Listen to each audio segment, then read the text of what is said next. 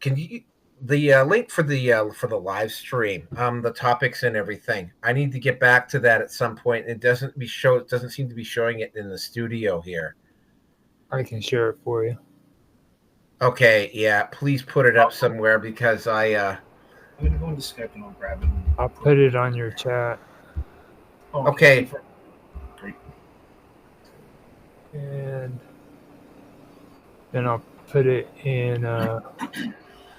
Apologies for anybody who's watching, which apparently is just one person at the moment. So that would be me. That would be you. Yeah. We're so great. We watch ourselves.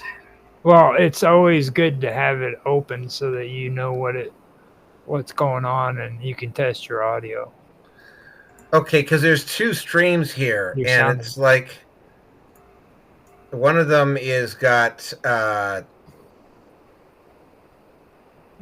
Yeah, I can't tell. You're sounding good. Okay, yeah, one of them is this one right at the very top, and it's got a live chat and everything. Type something in the live chat so I can see whether or not I can see it or not. Okay. Can you see it? Nope. I'll try the other one. Oh, hello, everybody. Welcome to the Red Pill Nation Hangout as we insanely try to actually figure out what the hell we're doing here. No, nothing's coming up on either chat. Wow. There we are. Now, I just put a couple of links in there. I put your link for the live chat inside of it, and then I did one for Emma Frost AI from YouTube so that if anybody wants to see like a cool hot AI chick dancing, they can go there. Okay, so hold on. Oh wait, there's the live chat. All right, there we go. Now I've got it. All right, he's got it. I've got it. Yay. Studio campaigns. All right, everybody. Just to disregard those first 22 minutes and 25 seconds. Welcome, everybody, to the Red Pill Nation Hangout number 424. This is my first serious attempt on to do something on Rumble that is a actual like live stream. I've been doing this on Skype for a while. But yeah, I'm having hold on a second here. I'm gonna have to bring it up here. Let me just see if I can bring it. Okay, there we go. Oh, there it is. Everything's coming up now. All right. So we're on the regular live stream here. With me tonight is my usual partner in crime, who's actually literally biting at the lip over topic number 1. No. Somebody's got to mute their mic. Someone's got to mute their mic. Okay, hold on. Someone's got to mute their mic there. Oh, wait, that was probably me. Yeah, it was probably. Ironing out the bugs, folks. We're just ironing out the bugs. We're trying to figure this shit out, and it's... Yeah. Oh, Jesus. Okay, hold on a second. All right, copy. All right, so you put all the topics in here, 1 through 10? 1 through 6? Yeah, I was all right, so...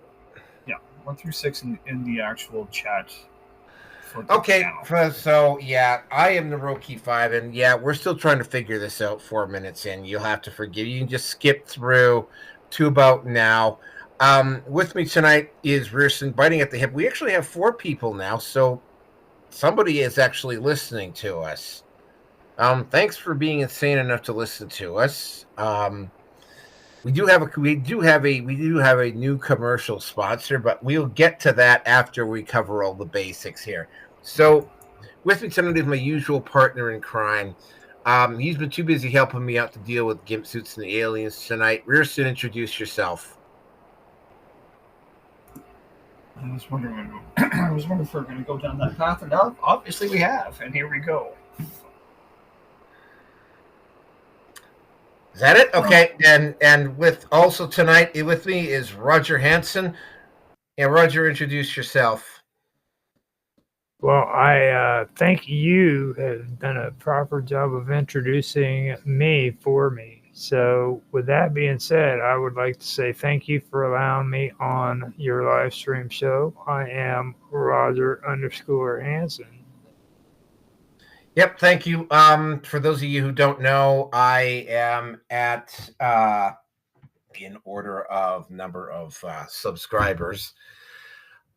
BitChute, Rumble, MGTOW TV, Odyssey, Bradeon, and YouTube. I can be seen at. I can also be seen at Facebook, Minds, Gab, MeWe, Getter, and TLB Talks, all as versions of Naroki 5. Like I say, I'm going to be, hopefully, I'll be a little bit more adroit at figuring out the system as I go along, and you won't have to wait 4.5 minutes for us to get into the details of this. But here we are. We are so yep, our new commercial sponsor tonight. Yes, in case you didn't know, Lucasfilm is in serious dangerous trouble. So they teamed up with the MCU, and they're bringing you a new TV series called Guardians of the Galaxy. That's right. That's because the acolyte wasn't stupid enough. Now we're going to have this actual recon going out and saving the universe. And they got these big giant light sticks that we get to swing around that thing.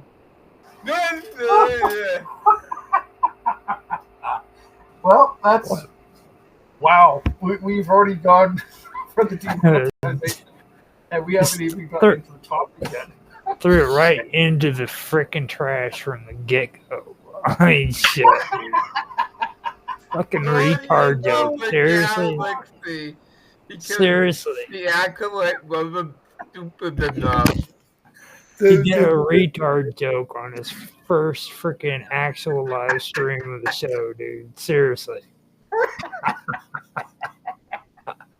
That's fucked up, man. Oh, good Lord. Oh, God, I'm actually getting a stitch from that one. So am I. So did you take inspiration from Robert Downey Jr.? Just asking.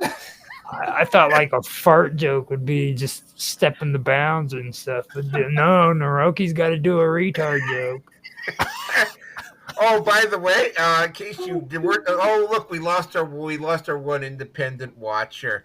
The Patreon, I'm at Patreon as Naroki as Red Pill Nation.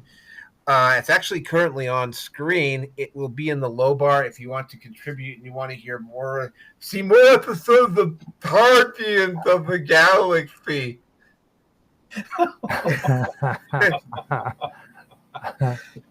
Oh boy.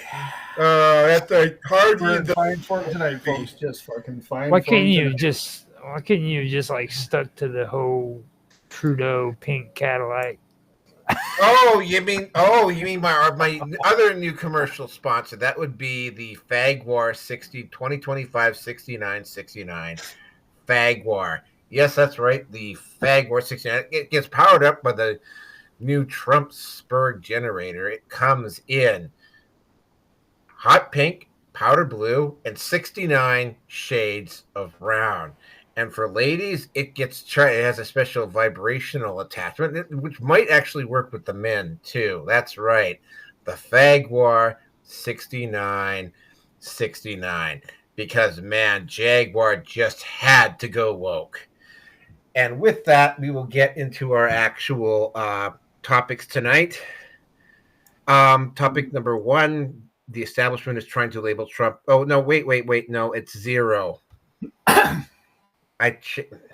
God, it's topic 0, unfortunately. Here we go. There we are. No. Let's just go with the original list, and when we get there, we get there. I am chopping at the bit, but I'm happy not to make this any more difficult than it doesn't need to be. Okay, topic 0 is because I mean we switched around the topics here a little bit. Topic 0 is Donald Trump is using Donald Trump's tariffs to try to stay in power. Topic number 1, the establishment is trying to label Trump as being like Hitler. Topic number 2, mid-air collisions in Washington, D.C., air crash in Philadelphia, which I don't know that much about, honestly. Topic number 3, which I'm going to just scrub because it's actually topic 0.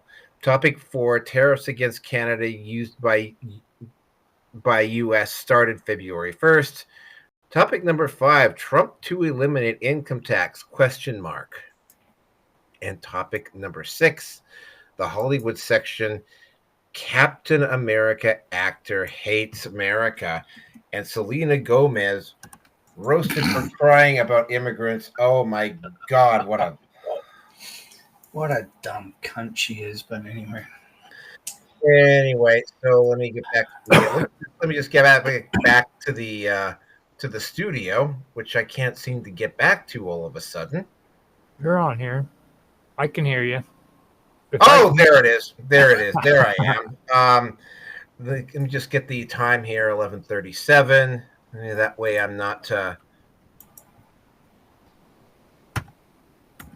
That way I'm not. Okay, so topic number 1. Or topic. Well, actually, it is topic number 1. This one is. Well, I wasn't as pissed off as Rierson at first when I saw this, but as I was going through the day and I was reviewing social media, Meta in particular, and to a lesser extent YouTube, were clearly using the fact that this was these were Canadian VPN addresses or VPN addresses to hype up anti-Trump sentiment, like literally across the country. And the number of people that were actually taking the bait was absolutely astounding when you consider all of the stuff that Trudeau has done in the past, for almost 4 years now. And, when I was looking at this earlier, I saw something on True North that suggested that he was going to try to do this to try to stay in power. I mean, to do this and to do it like in such a blatant, obvious manner, and to have so many people in Canada fall for it is the thing that really staggers the imagination. And the way, I mean, there's a little bit of it on Twitter as well. The difference was, though, is that, I mean, the folks that were trying to pull this stuff off on X/Twitter were getting their shit called, like, frequently and routinely. Such wasn't the case on Facebook. It definitely wasn't on an Instagram.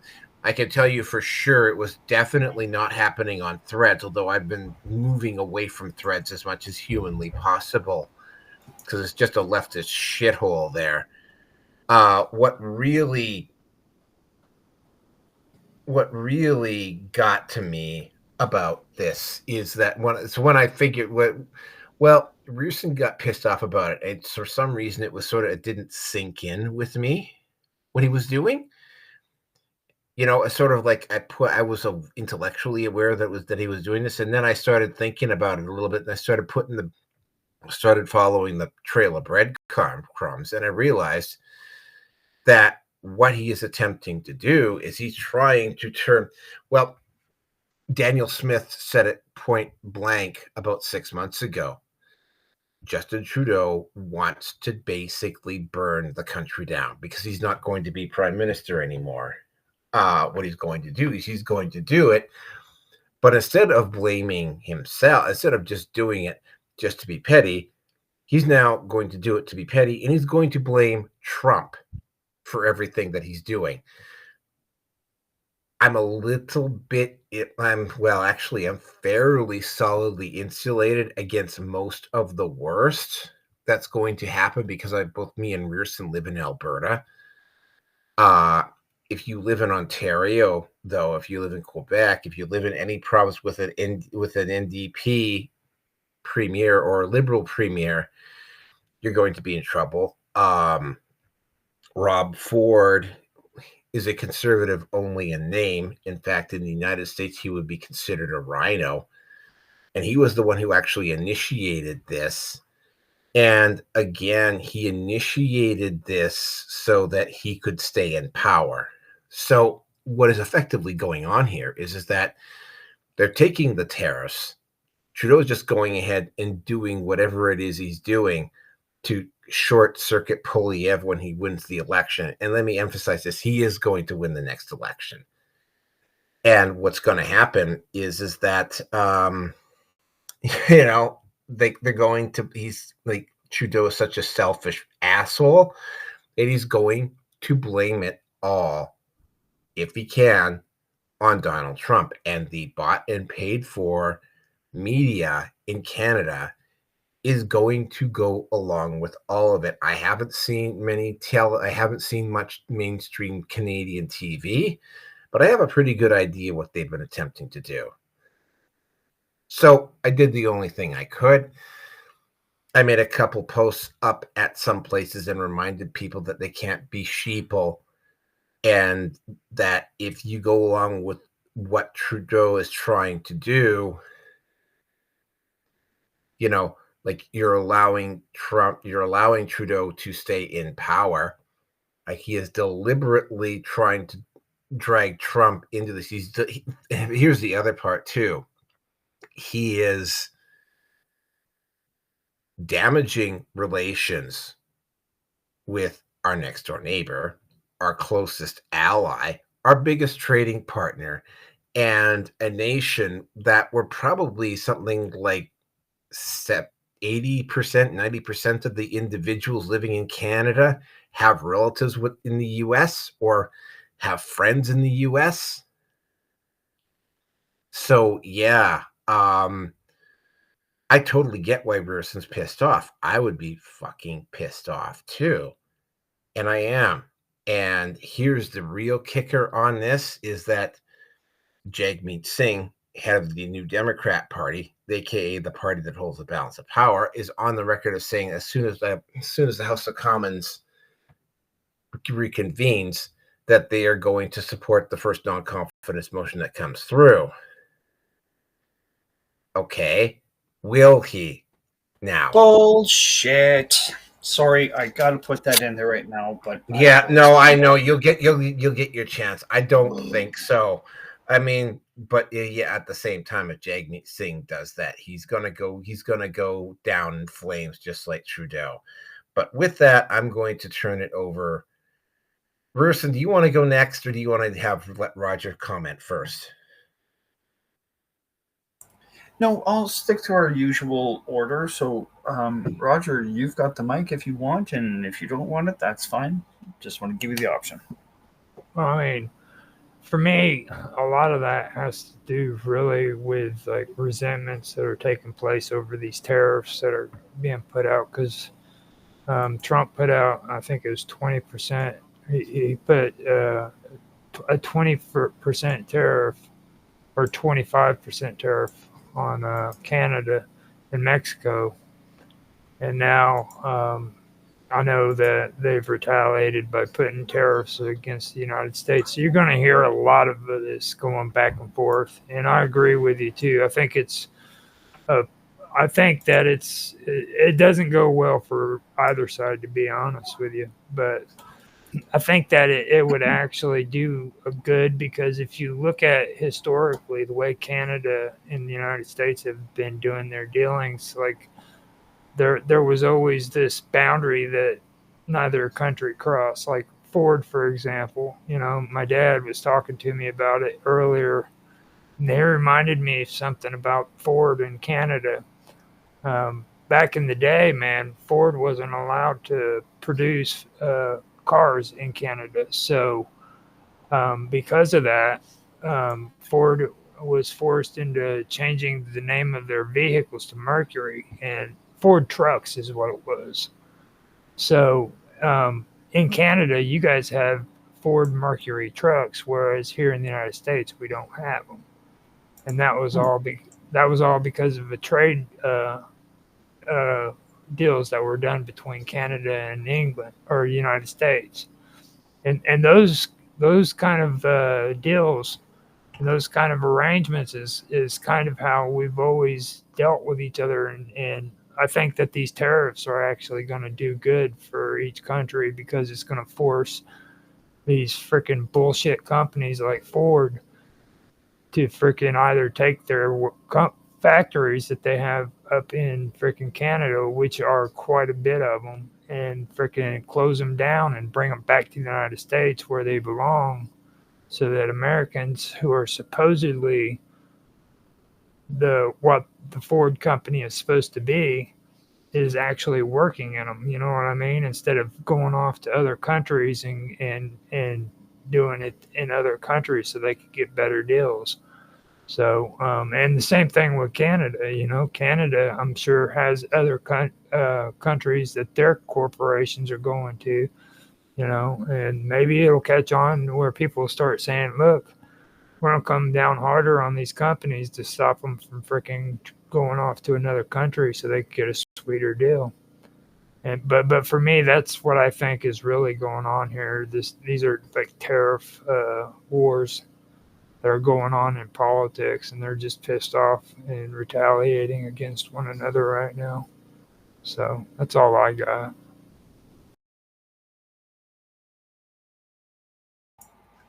And now Rearson will give his delicate, well thought out, completely valid, and without any swear words opinions about this particular topic.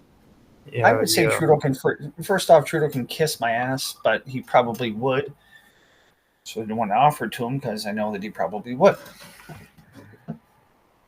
What gets me is, okay, to say that Canada has an inferiority complex to the United States of America is being polite. It's been there. I've said it before, and I'll say it again. I even said this to a former gentleman that was on before. Well, that's kind of nice. I like that. With my name and that character. Yeah, I looked at it and said, yep, that's totally you. Continue. Yep. And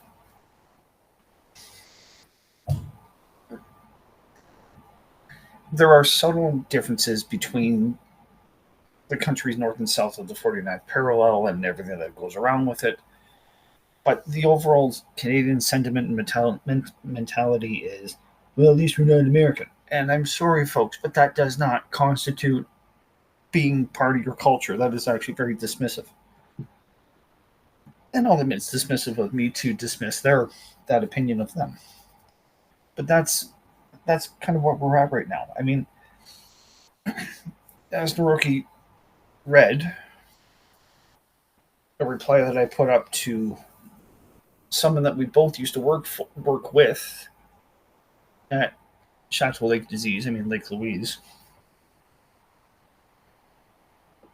My argument on him with it being, by Canadian or whatever it is like, dude, this is so much more complex than simply this. And, Nork, I think you'll agree with me that I was being snarky and I wasn't being sarcastic. I was being quite factual, and I've laid it out pretty concisely as to what the hell is going on. No, don't talk facts to that people like that. They just get pissed off when you use actual facts. Well, the gentleman in question did not reply. I've pointed that out to someone else with a long list of what did she put up there? And I do love that other person as a friend. They really do. But her reply was like, "Nope, sorry, Donnie boy, it ain't gonna work that way." And it's just like, it's America taking over Canada going back to 1812. And I pointed out to her that, simply put, if I was in Trump's shoes, I would certainly be doing the same thing if I could, because Canada is a liability. And oh, fuck. Okay, please. I just want to get some confirmation here. What exactly? What are the main traits of someone who's a narcissist, Naroki? Please let me know. Self-centeredness, like to the point where, I won't say you completely lose the ability to empathize with each other, but that ability is damaged. The person is still full, unlike a psychopath or a sociopath, they're still capable of feeling the full length and breadth of emotions. A narcissist, though, I get like totally self-absorbed. Okay. Yeah, they everything relates to them. Everything is about them. Really? They're basically a psychopath, but a psychopath that actually is capable of being empathetic, but it's been damaged. Usually people that are narcissistic come from really like damaged, broken homes or had suffered abuse and trauma as kids. Okay, that sounds like pretty much everything I would expect to be of Trudeau. I want to address the American people. And And while Canada has an illegal immigration problem going into the United States, which is less than 1%, doesn't fucking matter. Like, it does not fucking matter. Again. I will point this out when I've been seeing stuff online. They have been trying to. We only make up 8% of the fentanyl that's going into the United States. It doesn't fucking matter. It's still going matter. It's still going in. Yeah. We only make up 8 to 10% of the illegal immigrants that are going. It doesn't fucking matter. They're still crossing. Yeah, and we should be doing our best to stopping them from going in, but all provinces except one has made no concerted effort to address that. Again, when the fucking federal separatist party from Quebec tells the Canadian populace what Trump wanted, which was tighten up the border, deal with your fentanyl problem. So tighten up the border with illegal drugs, especially fentanyl specifically, and stop the illegal immigration from coming in. That was it. That was all that he fucking wanted. Like, it's not that difficult. But if your name is Trudeau, and I'm guessing if you've been molested by your father, whether he's real or biological or not, that's my honest opinion, it doesn't matter. He always makes it about him. It's always about him. And he's acting like a goddamn... For me to say that, I think that to be polite is that he's a male feminist, so I'll just go with that as well, too. But he probably is doing that just to hide the shit that he really does with women behind the scenes. But God.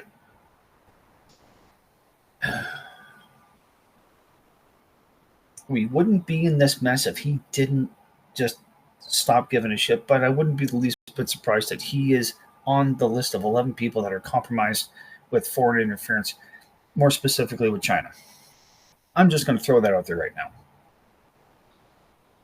And that brings up David Eby, the BC premier, and he got in he's only holding on to his majority government by one riding, which only won by 22 seats, and there's going to be more challenges to it because it's highly suspect, to say the least.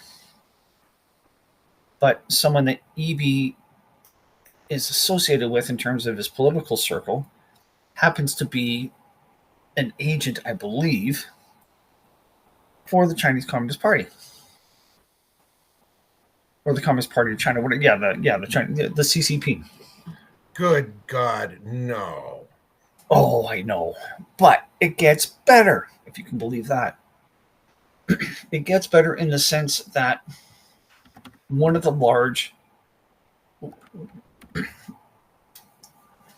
there was apparently one person that was busted for being a major fentanyl lab in somewhere within the GVA. I don't remember exactly where it was.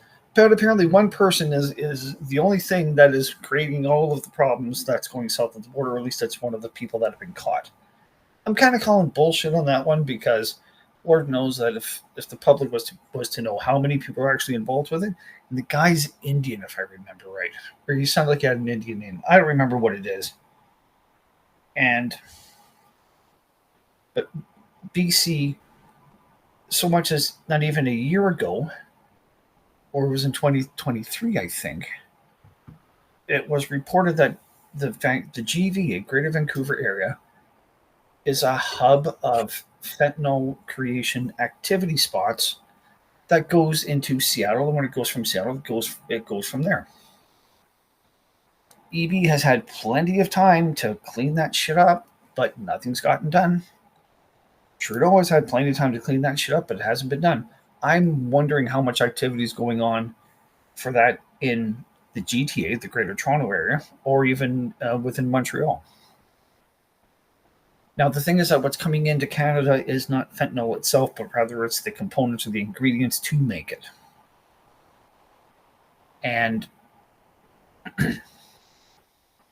again, Danielle Smith, the Alberta Premier, had the foresight to go down and to talk, figure things out, and also went in with a plan on how to show that Alberta is actually dupe.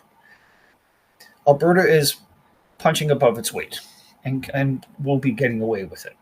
Again, we've got 2 Black Hawk helicopters that are going to be patrolling. I don't know what their schedule is going to be. We've got 4 drones, 50 sheriffs.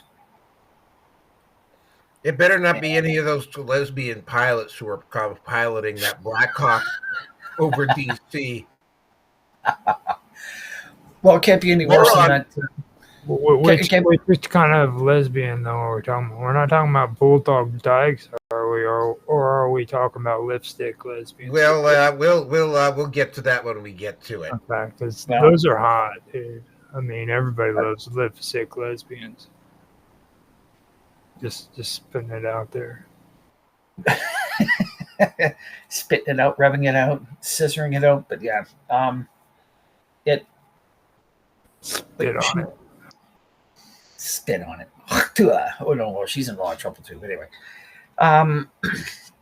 no, she went down to Mar-a-Lago. She was a guest with Kevin O'Leary. He saw an opportunity to try to diffuse things before it starts to blow up.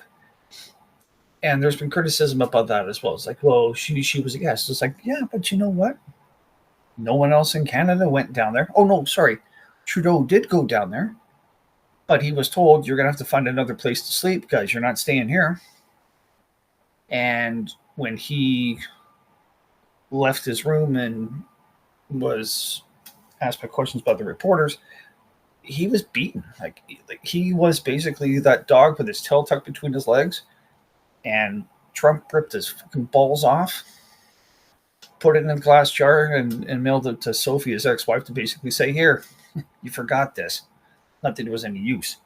So he was, at the time, he was emasculated, like just fully emasculated. So now all of this would not have happened, or at least it wouldn't happen to this degree, if Trudeau was not an arrogant, insulting prick. And by that, how many times has he insulted Trump when he was in his first term? It was like 3 or 4 times. And you would think that by now there's someone that would have been able to tell the little potato, that's what the Chinese call him. It certainly is he's fucking dense, that's for damn sure. And he's got the IQ of a potato with everything else is going right now through his handling of this. But little Spud,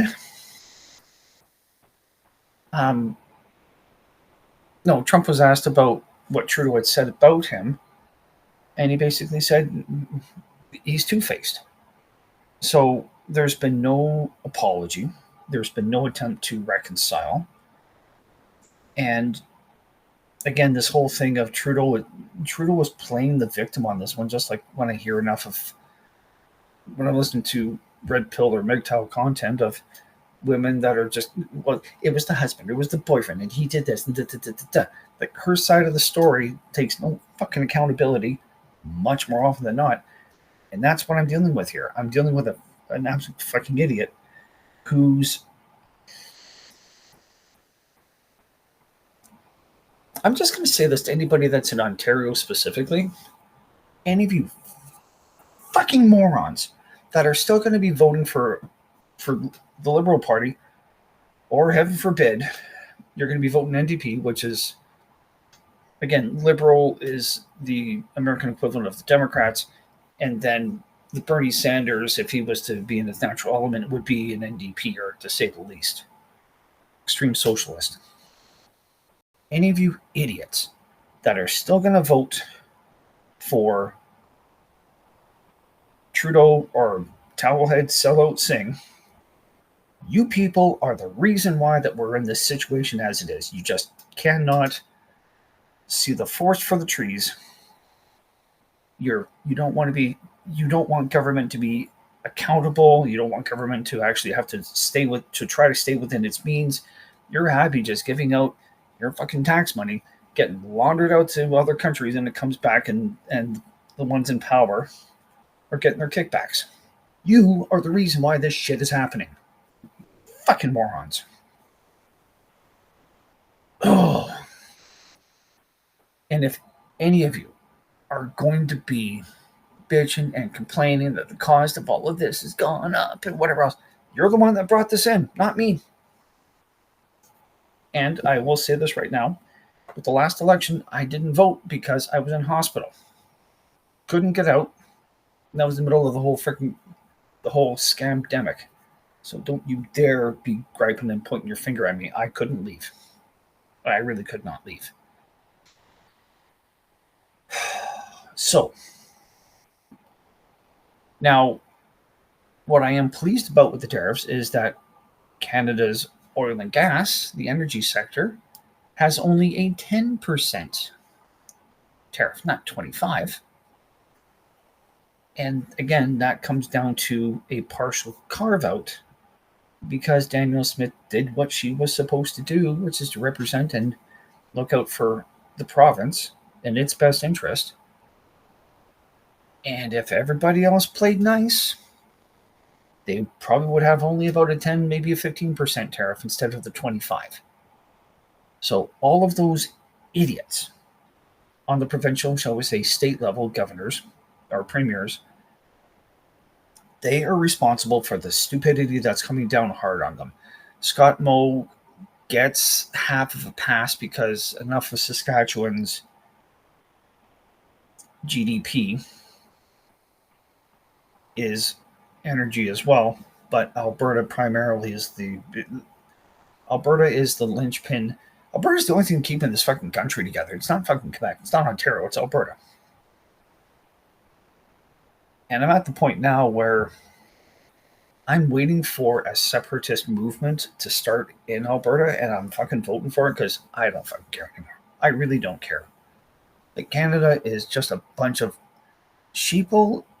No, they're not sheeples. They're sheep. Like, they cannot think their way out of a wet fucking paper bag if you fucking push them. Like, I have nothing but overall contempt for the stupidity of the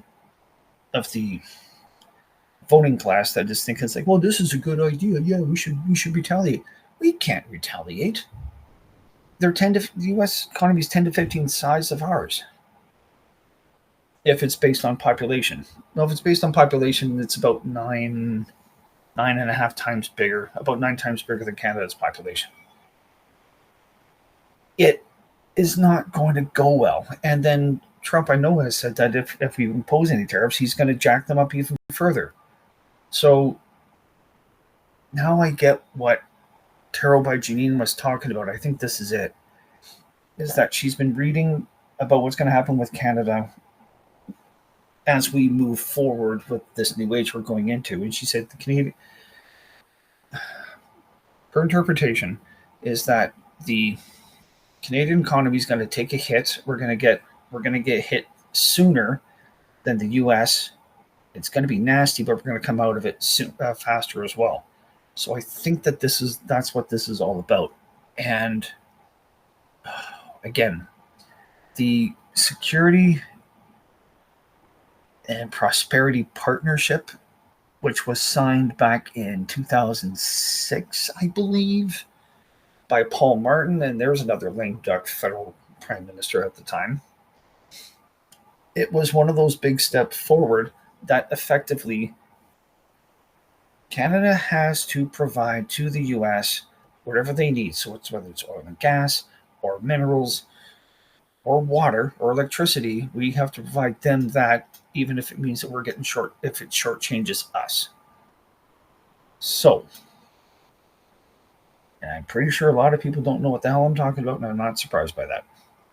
So, am I pissed off? Oh, yes, absolutely. Is there any reason for this? No, there's not. There's no reason for this to be happening. If the inmates were not running the asylum, and that's what this is all about. And I'm just beside myself with how brainwashed people are. I'm going to say this right now as well, too. When I go to the grocery store with these tariffs in place, it will come down to it being, I'm not looking at where it's going to be made. I'm looking at the price. I'm on EI. And I've got a limited amount of money. I get maybe $2,100 a month. I need to make that stretch out as far as possible. So at Real Canadian Superstore, which is part of the whole Wildplus brand, for those of you that don't know, they have what's called their no name brand. It's basically yellow labeled with black lettering, and it's the same basic things that you can already buy. It's just that it's cheaper in price, and typically it's going to be cheaper in quality. If I got to start buying that because it's my only option, then it's going to be my only option. If there's something that actually is from the States that I'm going to be buying, you know what? I don't care. I don't fucking care. I need to make my limited purchasing power of the Canadian dollar to go that much further. And that's the other thing I'm going to say again here as well, too, is that the Canadian dollar is worthless. We have no precious metals to back the fucking currency. None. There are two other countries, Angola, and I don't remember where the other one is. So we're in a massive fucking social experiment right now to see how it actually is going to work. And again, if my idiot countrymen and women, or country people, whatever you want to fucking call them, if the 82% who are in favor of tariffs understood that the Canadian dollar is worthless, I'm pretty sure they would shut their fucking mouth, but they don't. So, again, Roki especially, anybody, if you have any spare cash, get your hands on silver, sock it away, because Lord knows you're going to fucking need it pretty soon. So, my apologies for being long-winded, and I did not want to come on the show, but when I saw the topic, I was like, oh, I gotta get this out. I just have to get this out. Man, I need a fucking cigarette. And I don't smoke. You did a good job, man. And I want to say, too, your voice came out a lot better on this stream than what it usually does on Skype. So it came out. Okay. Yeah, it did come out pretty good. Well, and I'm trying not to froth at the mouth here, but I mean, it's so difficult not to. And again, if I get a job in the Seattle area, I'm fucking gone. This country can go rotten hell for the ignorance and the stupidity of the Canadian population overall. Whatever happens at this point, if I can get out, I'm sorry to everybody else here, but you get what you deserve. And pardon me, got to go check on the other half. That's all I got to say for now. So if you want to add anything to that, gentlemen, by all means, go ahead. I got nothing to add. I was busy trying to download a video of Selena Gomez crying. Unfortunately, finished before I had the chance to do it. So damn ye. But yeah, that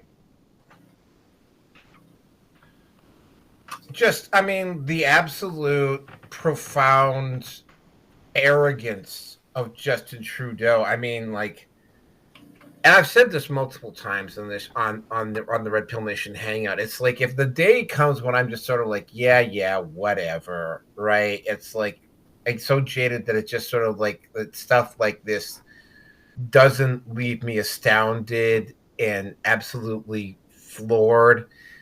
Is the day that maybe I should stop doing this show or I should maybe take a break. I mean, Trudeau has got smart people around him. They know what he's doing, which basically tells me that almost the entire Liberal caucus at this point has been corrupted as well. So there's not really much of a point trying to reason with this bunch. Just like, I mean, you knew what he. I mean, we and Rearson and some other people, like, we knew what he was going to do. But like, you were hoping that maybe some comedy. I mean, it was sort of like your legacy is going to be destroyed if you do this, right? And he goes ahead and he does it anyway. And it's like, pardon me for interrupting here, my friend. You basically, you did say that Ford is going to campaign. He's going to use this as his campaign, that he's standing up to Trump, and then Trudeau is going to try to do the same thing, or the Liberal Party is going to be doing the same thing, correct? Pretty much, yeah. Yeah. Okay. Good enough.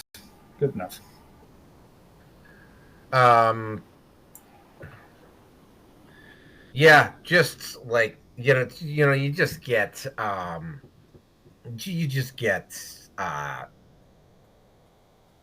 it's like, I mean, like, this is gonna go down. Like, I mean, it's not like the people that he's working for they're losing control everywhere, right? Like, his legacy is going. He's gonna be a pale imitation of his father, for one thing. But I mean, it's like his legacy because keep in mind, Canada and the U.S. are eventually going to unite anyway. Like, it's going to happen organically.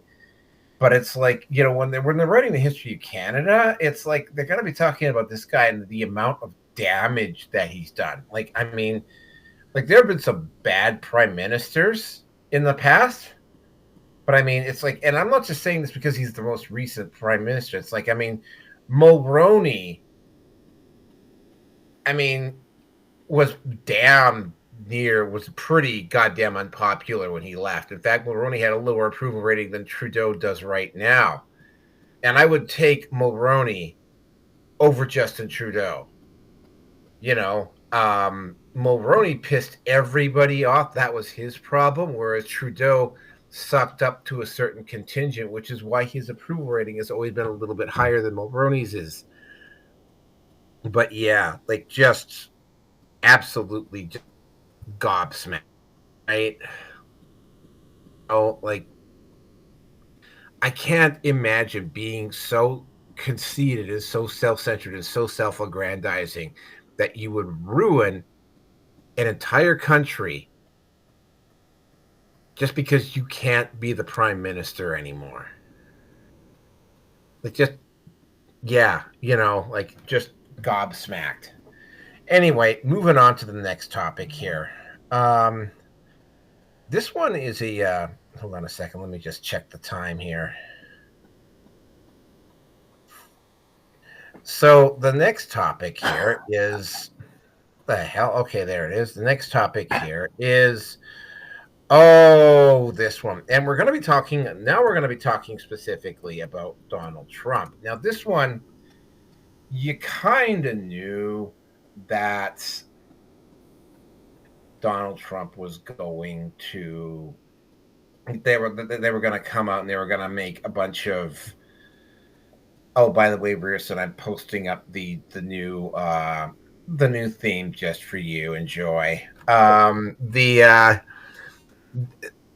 you knew they were going to try and do something, but I mean, to be the move that they've been making has just been like it just scratches my head because what they're desperately, and by the way, there's even been guys in the manosphere that were doing this. I had to call out a guy in the manosphere at one point because he was on my friends list too on Facebook, and I had to call him out on it. It's like, look, dude, like, the Democrats are not going to do a goddamn thing for the manosphere. They're not going to do anything about men's rights. They're not going to do anything around that at all. And and like, you're sitting here and you're posting up all the stuff about Trump. Like, if you're going to post up stuff about Trump, have the fucking cherries to defend your position. Don't just post this stuff up drive-by style and go running away. And after I said that to him, he stopped posting up at all the Red Pill and MGTOW groups on Facebook. But I mean, if you go over to Threads or you go it again on X, they try it on X. The only thing is that they try it on X, they get spit roasted. They get lambasted. They actually have to face the music. So they go over to Threads, they go over to Mastodon, or they'll go over to Blue Sky, where they can all have themselves a nice circle jerk. Threads, though, they do get called out because there are a lot of like conservatives on Instagram. And when you get Instagram, you automatically get Threads. And there have been two basic major themes that have come up around Donald Trump, and I will go through both of them.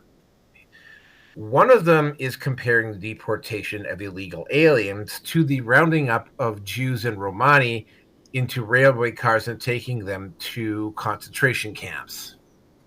And that one, and they just throw that part out and they throw in the similarities, but they always fail to mention the fact that the Jews and the Romani were not smashing down fences and running into Germany illegally in the tens of thousands every month to get into Germany. Because I mean, Adolf Hitler, and I know because I actually listened to somebody actually had my account posted up on YouTube as late as 2016. I listened to it because I wanted to know what kind of a stick he had up his ass about the fucking Jews, and I got it. And he is very clear about it, right? It's like, I mean, in his mind, all the Jews were in on it, which of course is not the case. It was never the case.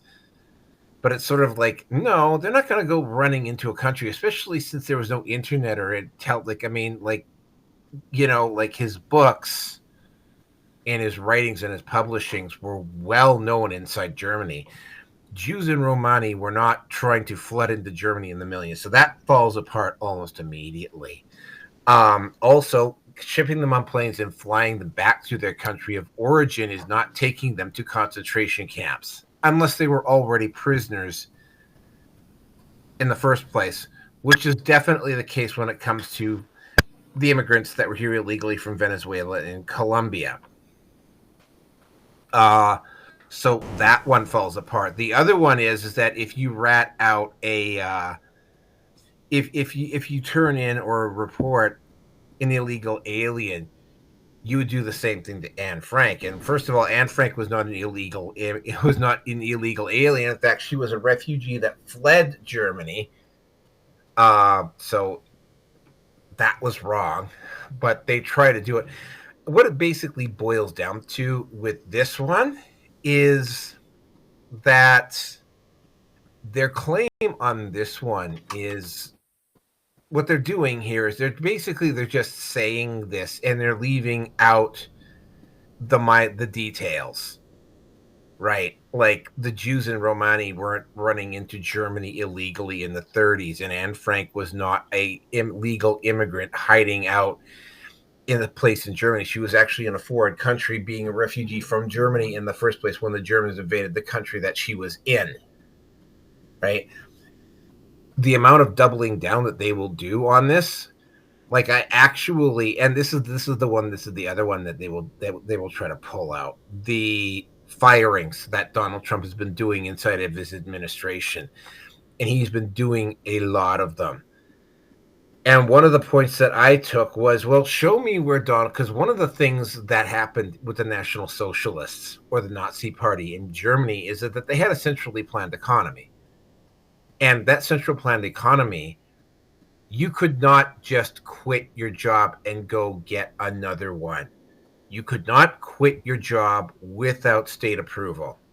You had to have approval from the state in order to switch your job, because it was a centrally planned economy, which meant that they planned and put the labor where they believed it was necessary. And in effect, they controlled the means of production. You could not just quit your job.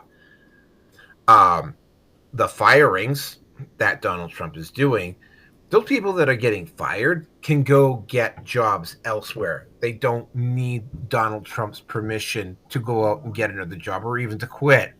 Because if you had taken the logic that they had been using, Jack Smith would not have been allowed to quit his job. He would not have been allowed to resign. He would have had to stay there and be officially fired by Donald Trump. However, try to have that make sense. Try to talk logic with this crowd. They will fight you bitterly. Being familiar with how the Nazis conducted themselves after Adolf Hitler. And yes, I'm going to say Adolf Hitler. If it gets this particular video on YouTube demonetized or not allowed to post up, I really don't give a shit.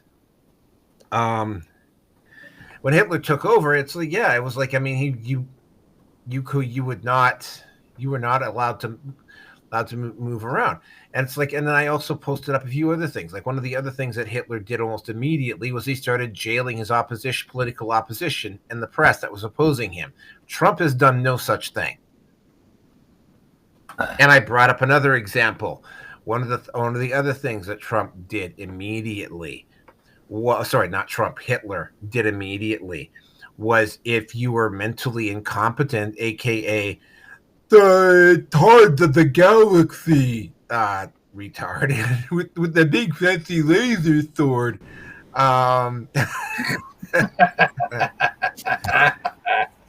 Well, if that's the case, I mean, there should be enough Canadians that should get hauled away with all of this with the current stupidity with Topic Zero. I'm just saying. Guardians of the Galaxy. Oh yeah. So yeah, no. Basically, the Trump is evil. You lost one viewer the first time, and now you gained two of them the second time you did the retard voice. So I mean, it's just really, really strange.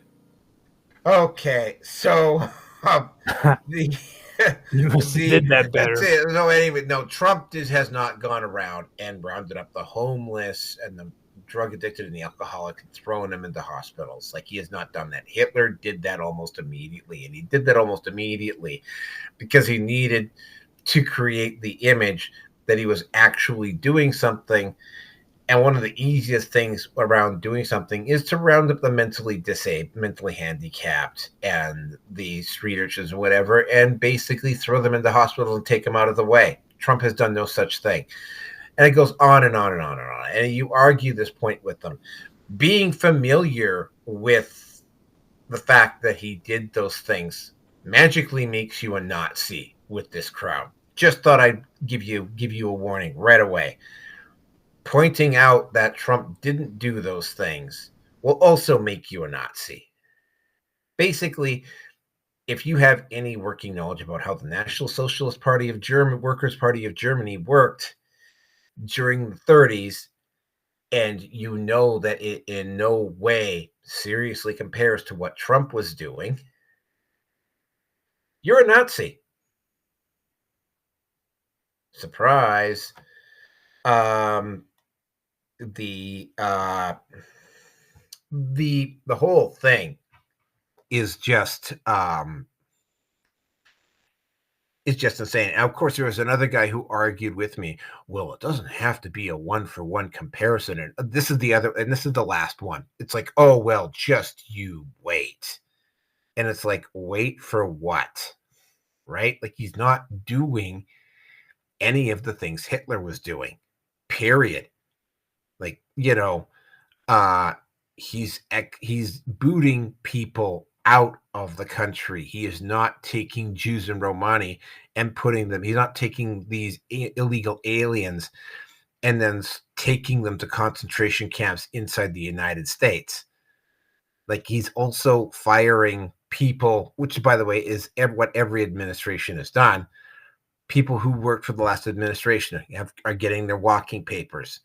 That is not a restriction of labor movement.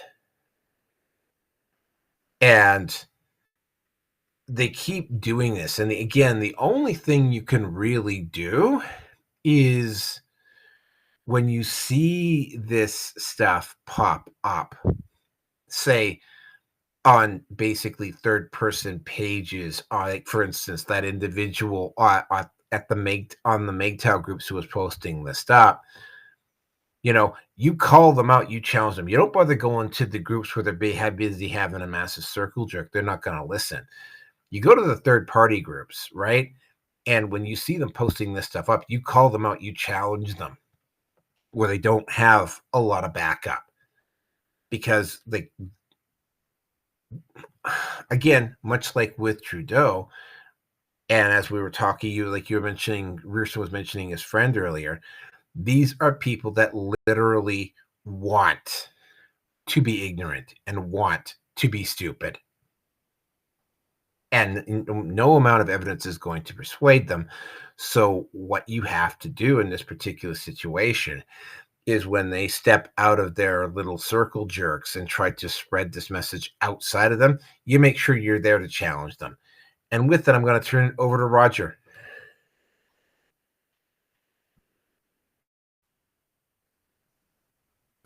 Yeah, I was going over some stuff that I've been hearing in the last couple of days too, when it comes to a lot of that stuff. And I think what's really taken place in this situation is, well, the big thing that's gone on the thing is why they're casting so much mud, calling Donald Trump a Hitler and everything, has to do with the cuts that are being made through Doge right now. Elon Musk and Rose Swamsey or whatever his name is. I always had a hard time saying it, but they've actually been going through, and the numbers really vary, but they're talking about billions of dollars that are going to be cut from the U.S. Government agencies across the country, and they're making major cuts. These are going to really knock out a lot of it's going to knock the fat out of the freaking government to where we're going to not have so much money flowing in, and a lot of the expenses that are going out that are freaking frivolous are going to be gone. Like I've heard a couple of people make references, well, especially even today, where they're sending money to foreign countries to encourage, like, Pakistan to freaking have transgender programs going, and who in the hell in Pakistan is going to freaking want a transgender program? You know what I mean? This is the same kind of stuff that Hillary Clinton did in Egypt, where she wanted to have women's rights programs in Egypt, and everybody knows freaking they don't have any freaking women's right movements in Egypt. I mean, that's probably one of the freaking worst countries in the world when it comes to freaking women not having rights, but yet we were sending shitloads of money to supposed groups that were supposed to be promoting that. Who were these groups? So they're finding a lot of programs that are going out of our country that the United States is paying for that really doesn't make sense. Already we've had like 2 or 3 major news news broadcast out of Chicago about some of the cuts that are taking place. And I'll put it to this way: the state of Illinois isn't too happy with it, and like I've said before, they're one of the biggest liberal freaking states in the country. Illinois, I'd say Illinois, New York, and California are the three biggest. Portland could be up there too, within a close fourth maybe, but Oregon, I should say. But that's basically what's going on. So you're going to hear a lot of mudslinging going on. You're going to hear, I mean, they got to work on bashing on Trump too. Like the moment everything settled down from the elections, it went from civil conversation, like they were talking about, to just mudslinging. I mean, it's turned into a freaking dogfight, basically. So all of the garbage politics is back. There's not going to be any kind of civil, actual, productive political moves between the two parties. They've gone back to business as usual, basically.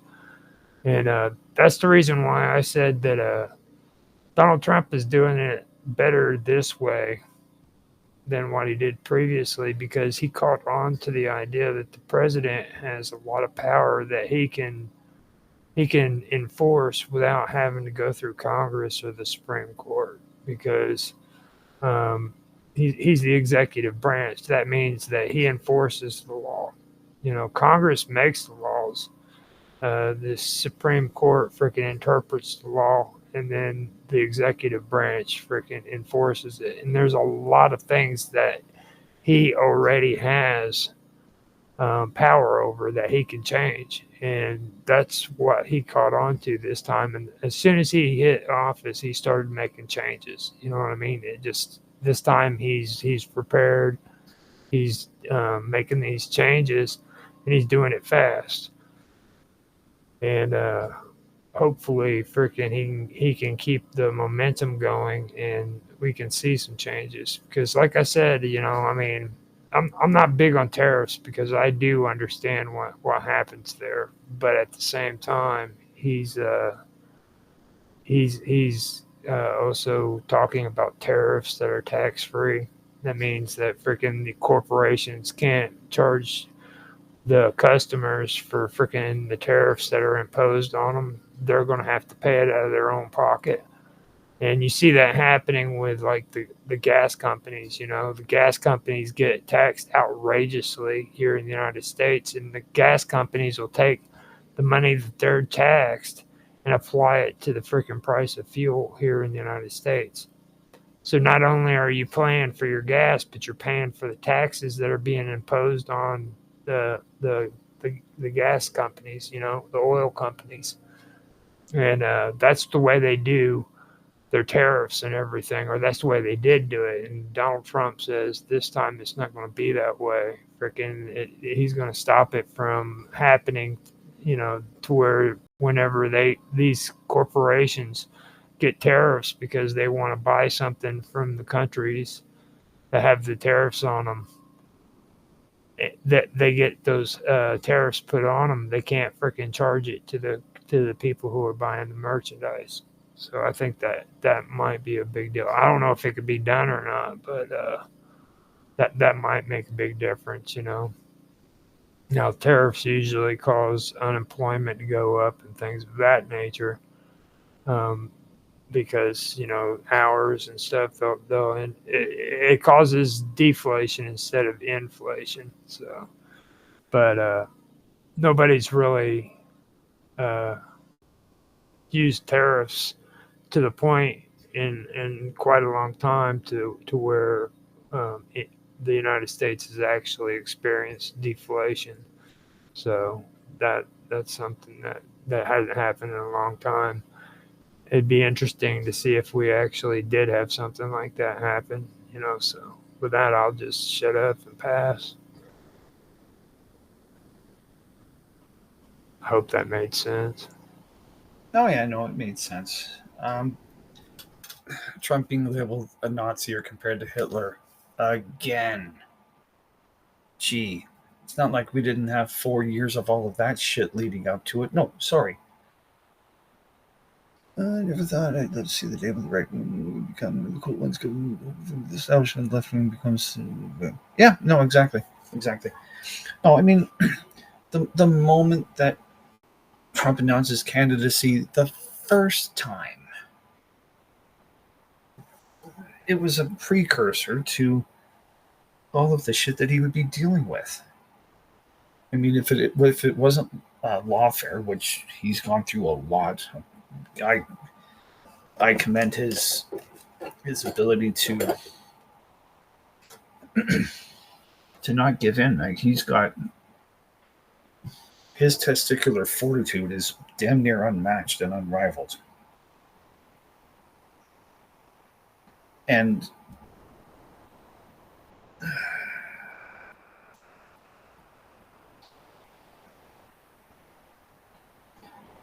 you want to complain and bitch and moan and whatever else about how Trump is just not all that great, and you've got your bias, just like I have mine. Hiroki has his, so does Roger. Well, you know what? Then fucking move up here where it's still Soviet Kanakistan. Yes. It boggles my mind. Again, that female former coworker of mine, she does not like Trump in any way, shape, or form, but she knows what he has to do and what he's going to be bringing through, which has to be done for us to elevate and for us to get out of the matrix that we're in. But she hates him. She can't stand the guy. It's, how did she put it? He's loud, he's obnoxious. It's like, yeah, and you know what? That's really not a bad thing, I think, half the time in this day and age anyway. And like I said,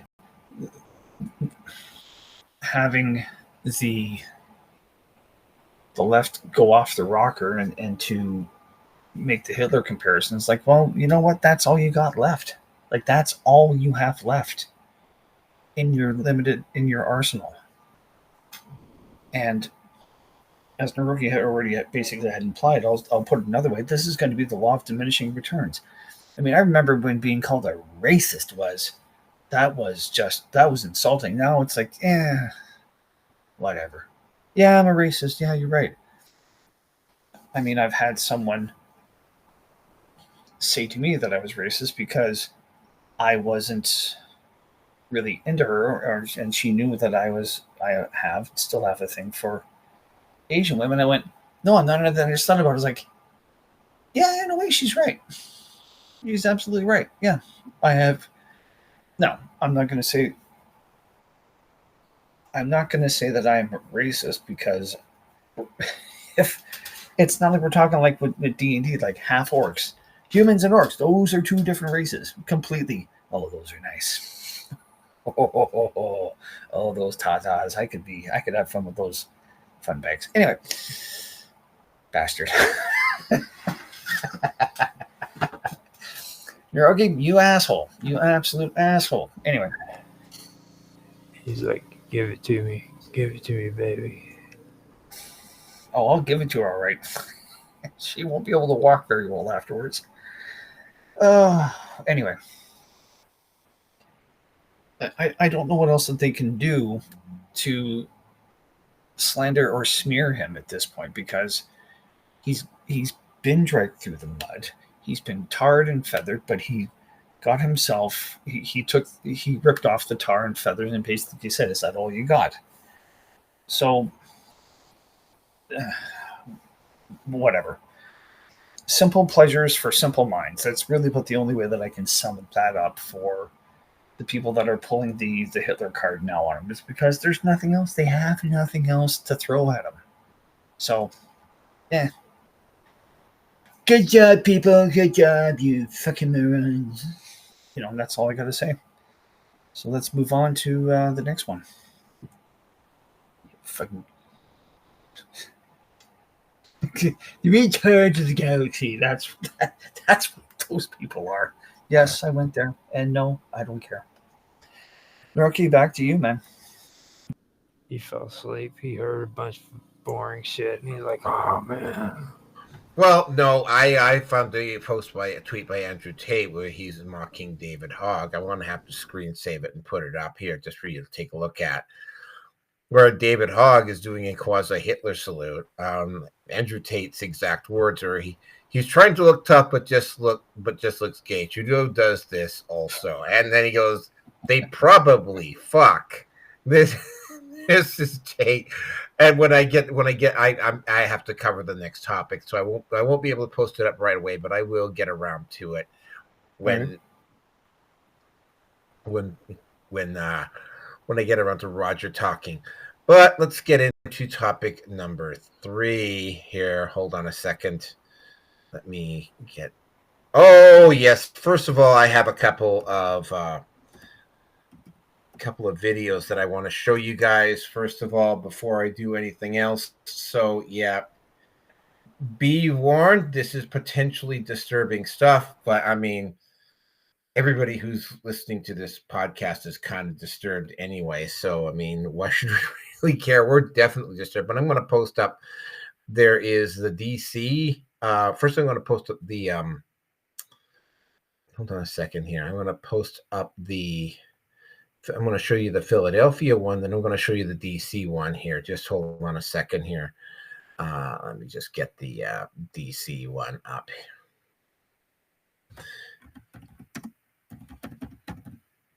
Come on.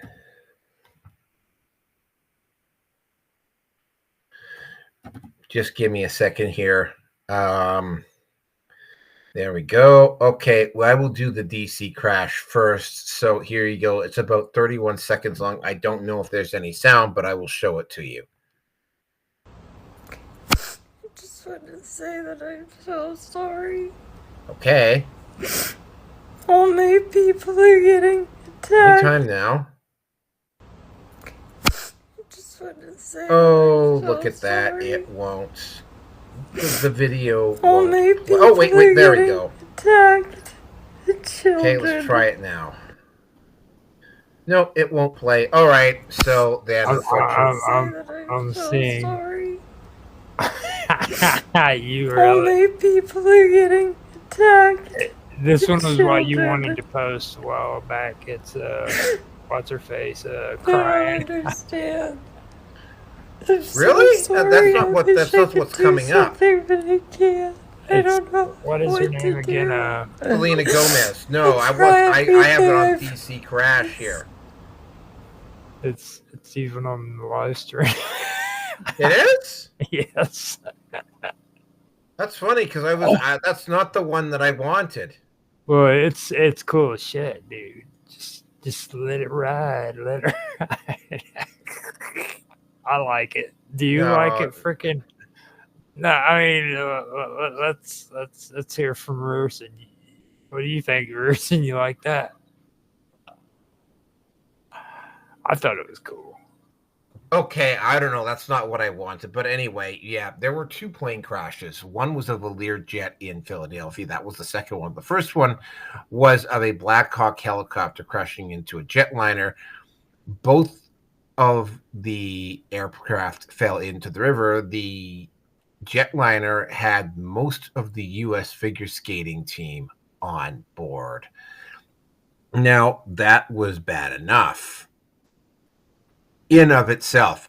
In DC, in the most controlled airspace in the world at this point, which is DC, and it's the most controlled airspace in the world because of a certain little thing that happened back on September 11th, 2001. Upon closer inspection, first they started looking at the air traffic controllers. It turns out, and this is the 4th time in less than 6 months that this has happened, turns out that, and you may want to be sitting down for this one, the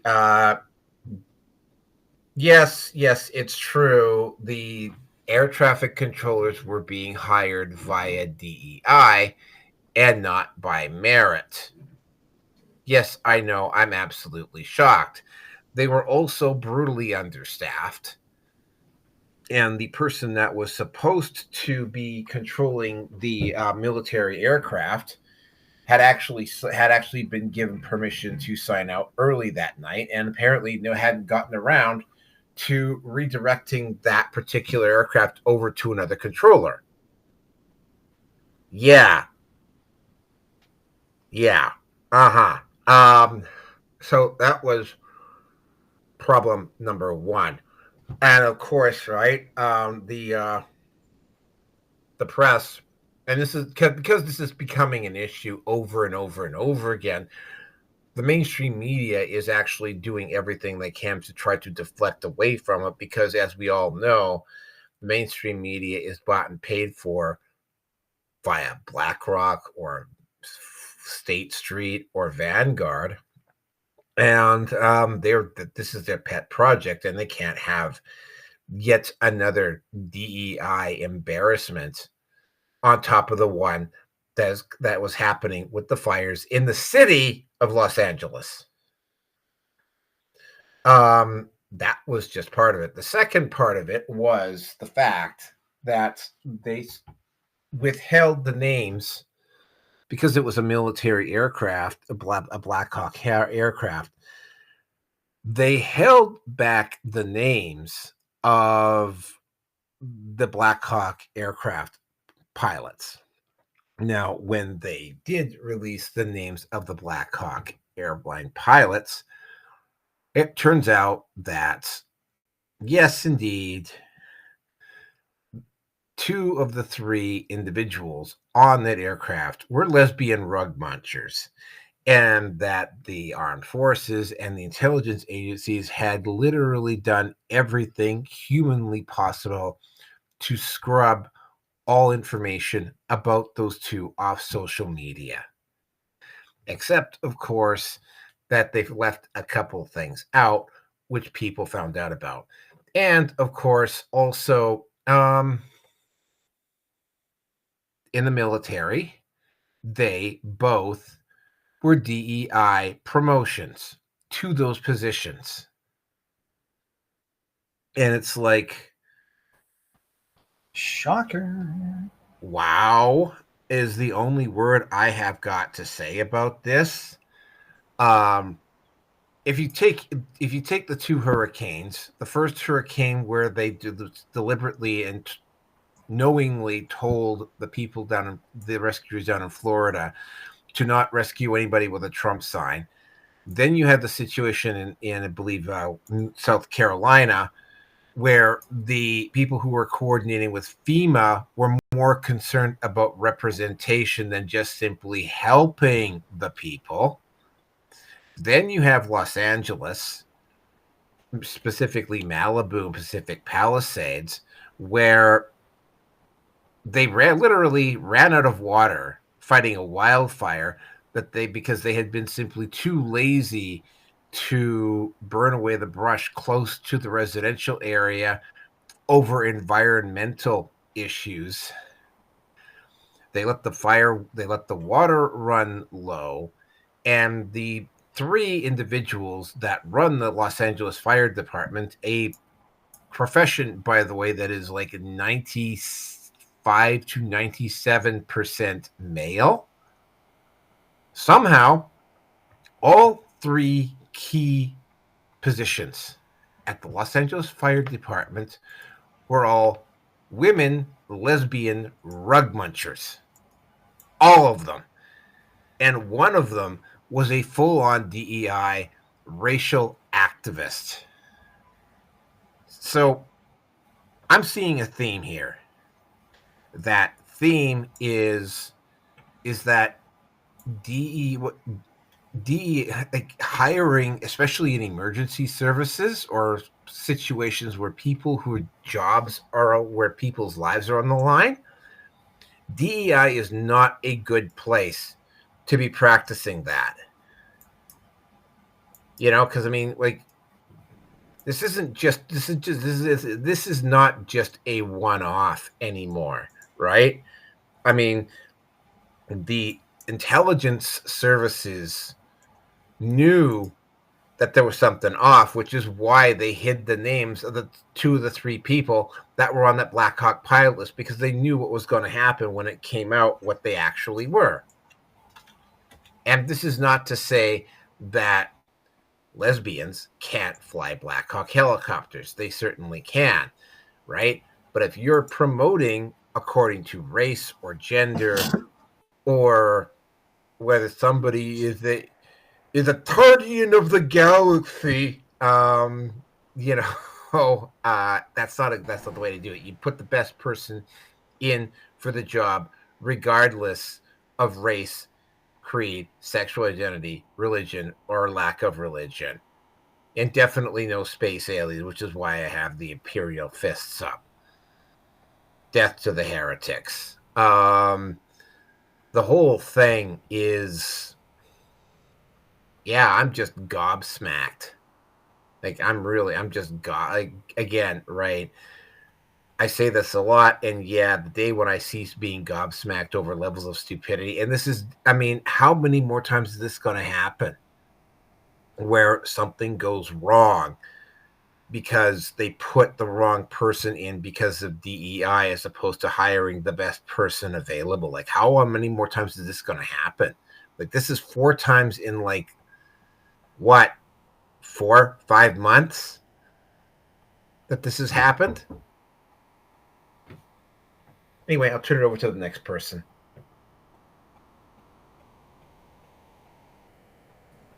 Yeah, I was actually listening to somebody talk about this earlier, and it was interesting. I listened to it, you know, but at the same time, I've got to also point out that you have to be careful with stories like this, because a lot of information is media bias too. The one thing that I can say is you're right when it comes to them choosing people according to gender. I've also heard that people were prevented from taking positions because of their race as well. So I know that one of those spots those seats on the Blackhawk that were supposed to be filled was actually empty because there was nobody qualified to freaking be in that place or something of that nature. There was supposed to be 3 people, and there was only 2.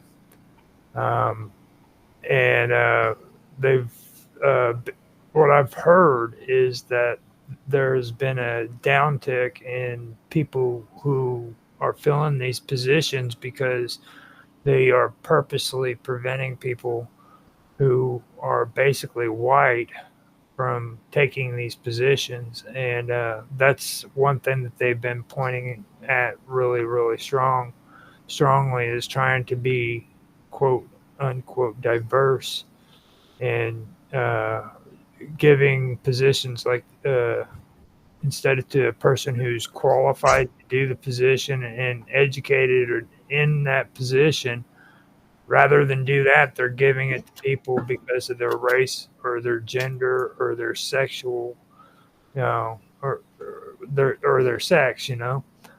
And I think that that's becoming a problem, and I'm glad that we had Donald Trump in office, where he actually, you know, said straight out, he's like, we only care about freaking your qualifications. We don't care about what gender you are, and we only recognize 2, male and female, and that's it.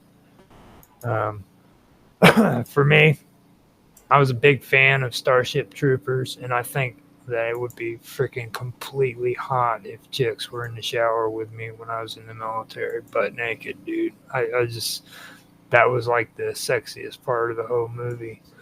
So with that, I'm going to pass.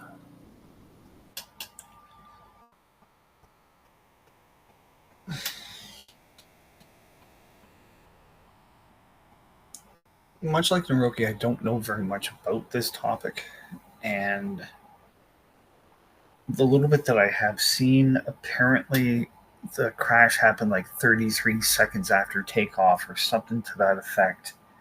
The number 33 was involved in was involved in the plane crash that had to do with apparently a sport team. I don't remember what the details are. Now that number is very big for those of the who've taken the Freemasonry oath. And if that is indeed the case, which I think it is, but I don't know. To me, that just leaves a fingerprint of the fuckery that went on or has gone on to do things. So it's take that however you will. Is it unfortunate? Yes, it always is. It shouldn't happen this way. I am actually kind of the opinion, actually, that the DEI hires are probably there for distraction or for cover for this to have gone on.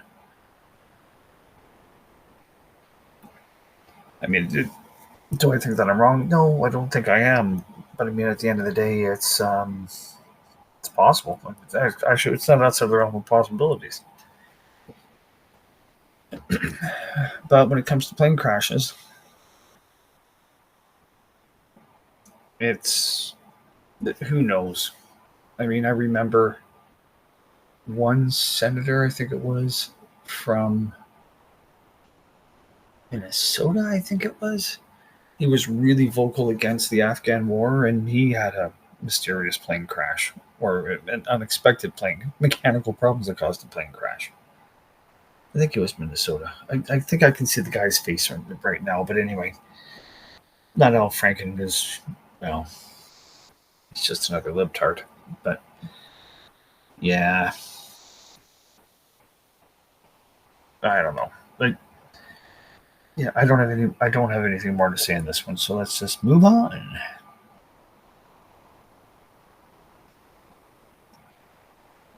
You're okay? Yep. Well, Tate had something very nice to say about David Hogg, and here it is for all of you to look at. Wow.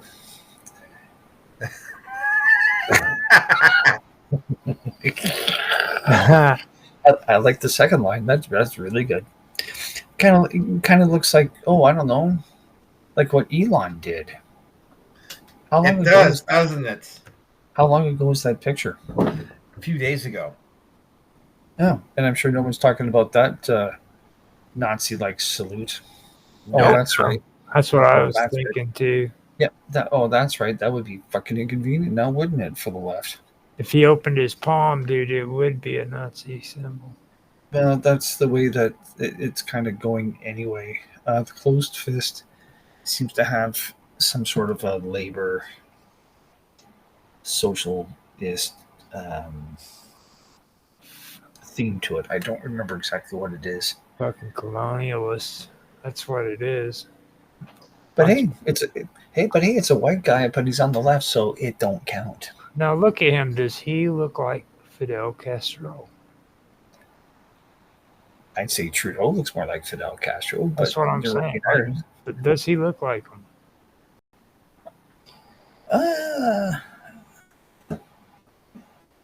No, but I know that his parents are deeply involved within the deep state. So take what I say however you will. Rumor says that his mom was fucking around with Castro during the time where she was supposed to have gotten pregnant with him. Okay, who are we talking about? Hogg's mom or Trudeau? Oh yeah, no, yeah, we're not going to go there. Yes, I know exactly what you're saying. Just be honest. Be honest. Come on. What's your thoughts? Does he look like Castro? I think he does, but Naroki doesn't. But we are going to politely agree to disagree. I'm not agreeing or disagreeing. I'm just asking your opinion. That's it. Well, okay. Again, with Maggie having said that Castro was the most masculine man she's ever met, and She's bipolar. We know that now. So she's a broken woman upstairs in the mind. And she went back with little Justin by herself and the kid with her security entourage a few to several months after he was born. I'm sorry. That was one of those, here's your little kid, and you can fuck me however you want for Volodymyr, so let's just have some fun. Mm-hmm. That's just my opinion. I could be wrong, but I don't think I am. All right. Like there is no reason for her to have to go to Cuba with infant Justin. With Junior. With Junior. Yeah. Except to show Junior off, just like, hey, this is what you gave me about a year ago. So. Okay. That's all I wanted to know. Yeah, I'm good. Okay, are we done here? All right, so let's move on with the next one. Oh, and look at this is one specifically between Trump and Canada. This ties into topic number one, but I mean, it wasn't just the way, I mean, although keep in mind that Justin Trudeau, we're talking about tariffs against Canada by U.S. started on February the 1st. Just giving you a heads up, it's a very Trump heavy content tonight. The whole issue here with this is that, I mean, Trump basically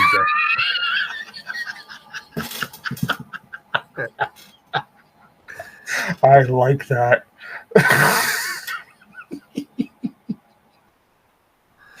Oh my god. All you need to do with that one is put Trump's face on the helmet. That'd be perfect. Like, that really would. Yeah, I like the angry Marines. They rock. They're an Imperial faction too, by the way. That's an interesting emote. That's an interesting emote on the chest. That really is. Oh, they don't know where they originated. Some people speculate that they were former world eaters that got away, that disagreed with Corn after they had the implants, and somebody, I think maybe Vulcan or somebody else, they couldn't remove them without killing them. So what they did is they altered them. So they're still angry, and they still have the berserker rage, but they have more empathy as well.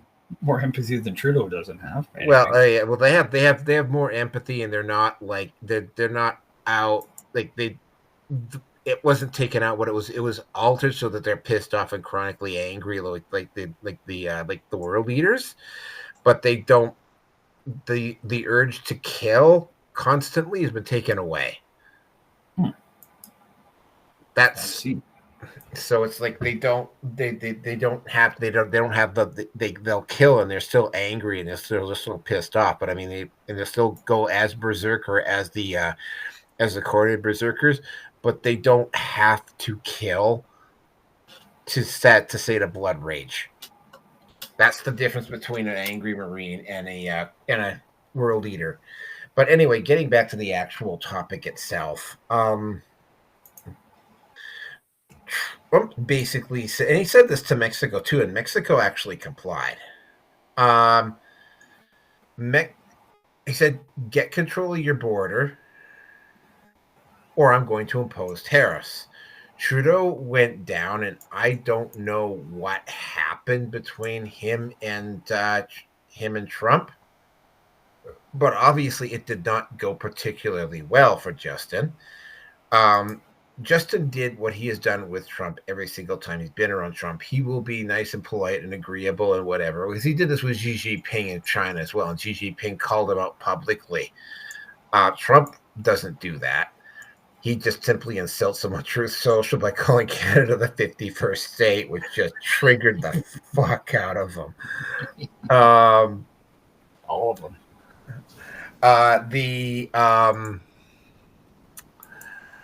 Trudeau came back up, and instead of listening to what Trump had told him, he's a narcissistic prick, and he decided he was going to use the fact that Trump was going to impose these tariffs to pursue his own ends, which is currently to do as much damage to the country as humanly possible before Polyev takes over. And they were given plenty of time to send a negotiating team down to war, because that's what Trump's biggest strength is, the ability to work out a deal. Oh, no, they actually have put together a team, and your former MLA is on that list of people. Not it would be Rachel Notley. Oh my God. Oh yeah, no, like he's not taking this seriously at all. So okay, well, I'll let Rachel, I mean, I've met Rachel Notley. Apparently, she has a bit of a drinking problem. I don't know, but my son's met her actually. I've seen. I lived a block and a half from her at her office at one point. Like I lived very close to her office. No, she's not. Well, maybe when she was younger, but not anymore. She's drunk. She is a worn out, withered hag. She's like really, really ugly and old. No. I wouldn't call her really, really ugly, but the wall has definitely fallen on her hard. Well, I mean, you got a drunk politician chick, dude. Fucking move on in there, take care of business. Oh no, the wall. No, the wall. Wait till about 6 o'clock in the afternoon. Go knocking. I mean, 6 fucking buildings down, dude. That's pussy. Go get it. No. Okay. Oh, you don't want to do that, huh? No. Take the time after my friend to get a current picture of her, and then Roger can react. No, don't. I don't want to see it. Well, okay, hey, you keep bringing it up. Anyway, he didn't take it seriously, and he's basically using what Trump is doing to his own. And I mean, again, right? Trump has openly talked multiple times about securing the border, and that was going to include Canada and the U.S. Fortunately, Daniel Smith did the smart thing and went down and talked to Trump and was able to do what Trump does best, which is work out a deal. As a consequence, Alberta is not going to get as hard hit as the rest of the Canada is when Trudeau tries to burn the country down, which is exactly what he's trying to do. Again, right? If you go over to Facebook or you go over to Threads or you go over to YouTube, or especially if I haven't watched the mainstream media, but I have to imagine the mainstream media has been pushing this big time. They're doing everything they can to alienate. They're doing everything they can to try to blame all of the other stuff that Trudeau's probably going to be doing on Trump. And I mean, again, Trump did not demand the impossible. Again, though, trying to argue with most people who blindly believe everything the magic screen in their living room tells them is pointless. What you got to do is you got to get out there and you got to post stuff up that runs counter to the propaganda that's being pushed. And of course, the independent media in Canada is definitely going to start pushing back on this to try to limit the damage that Trudeau can do. Trump has had very, very wisely started allowing streamers and podcasters and independent media into the White House briefing room, which will also countermand the corporate propaganda being put out by the other side. So it's again, right? I mean, I'm not fully on Team Trump, but I mean, I'm not gonna lie. I have agreed with most of the stuff that Trump has done so far, and Trudeau is a wormy, narcissistic fuck. and he deserves every little bit of humiliation that he's getting.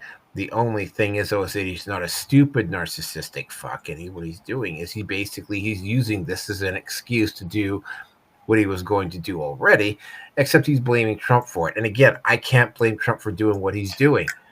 Not in the least.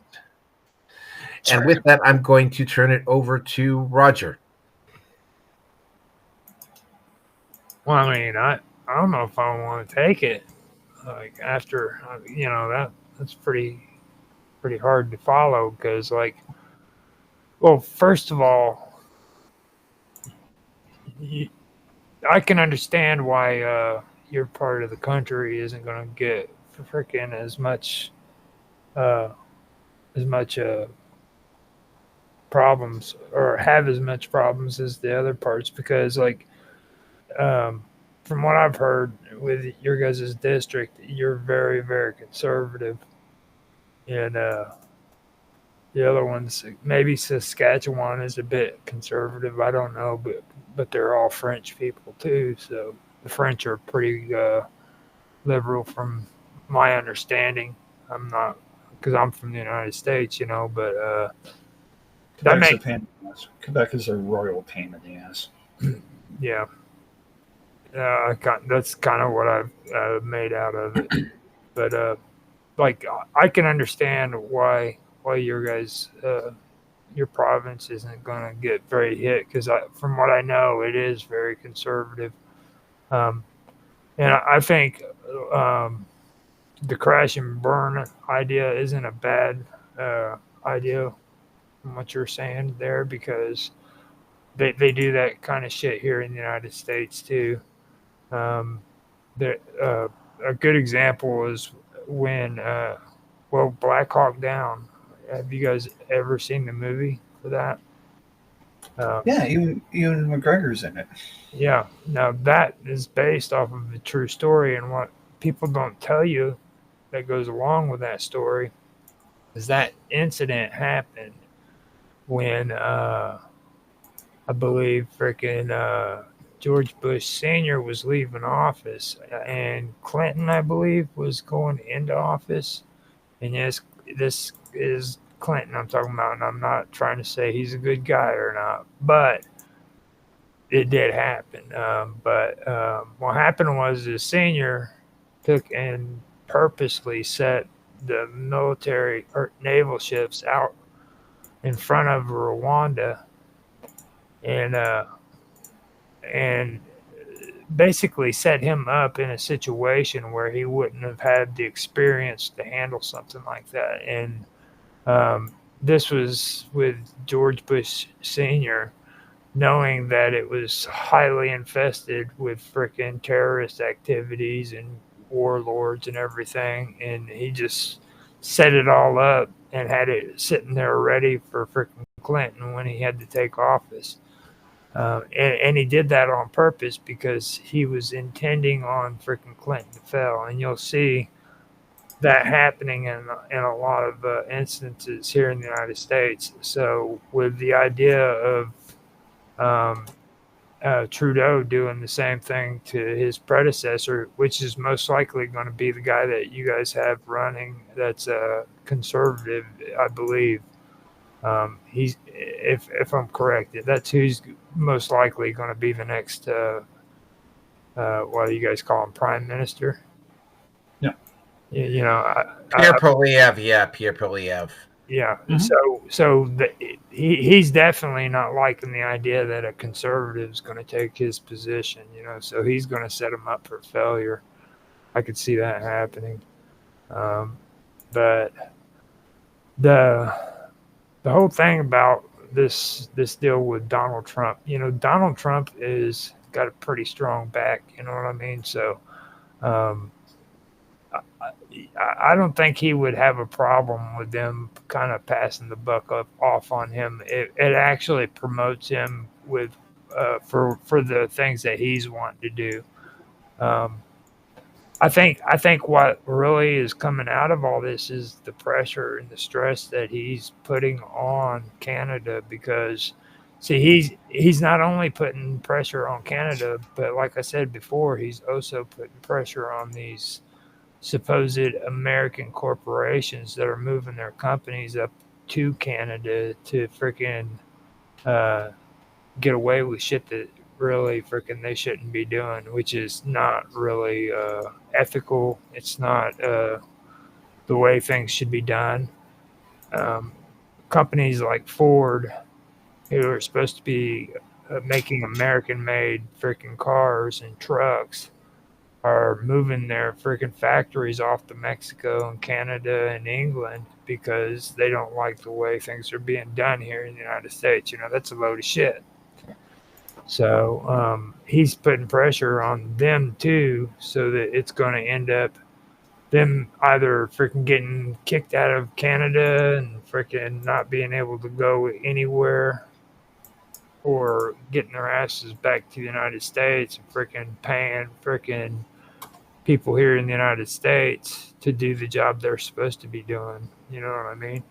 And I really think that that's the way freaking all these countries here in the United States and in Canada and freaking even Mexico, they should be doing the same shit too. You know, stop allowing freaking other countries to freaking come in and monopolize and take advantage of you. I was mentioning that shit with Mongolia to you guys before in a couple of your previous episodes, you know. And that's something that people need to look at. You were talking about Chinese influence in Canada. You know, Mongolia is freaking ran by China. You know, I mean, you could say what you want. You can say, "Oh yeah, they're their own country," but still, yeah, you know, who's the one running the show at the end of the time? You know, at the end of the day, it's China.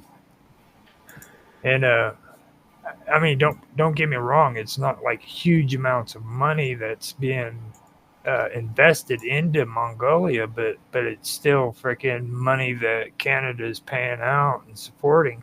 As a matter of fact, Canada has been supporting Mongolia for quite a long time, and it's over minerals.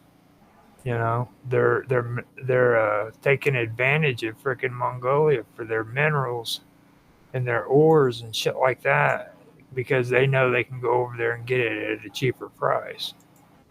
So those are the kind of things that Canada I think Canada should be taking a look at and saying to themselves, hey man, you know, we could have Canadians here in our country freaking making that money instead of allowing these corporations to go to Mongolia and do the work and pay people to do the work for freaking lower prices and get away with it, you know. So that's where I think we all should be looking at and thinking about and stuff that needs to be changed and shit like that, you know. That's all I got.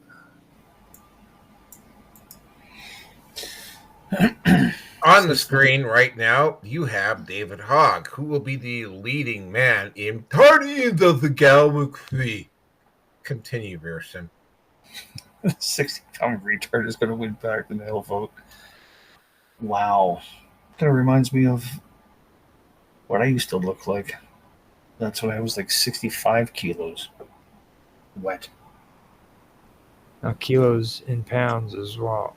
Like I was about 100. I was about 135 pounds wet. Oh my god. Oh yeah, no, and that's more than 135 pounds right there. Boobs. She looks great for now, and I know 35 she's going to be a shell of her former self. She's actually aged up pretty well for a redhead. She's actually in her late 30s, early 40s, which is pretty good for a redhead. Wow. But that's her age in that picture? That's Maitland Ward. Yeah, I don't know her exact age, but I can find out. Huh. She's got nice nipples.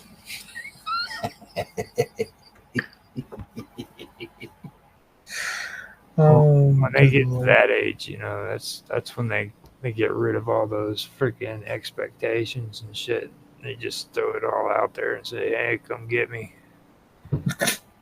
Yeah, But I need a man who. Oh God. Well, anyway.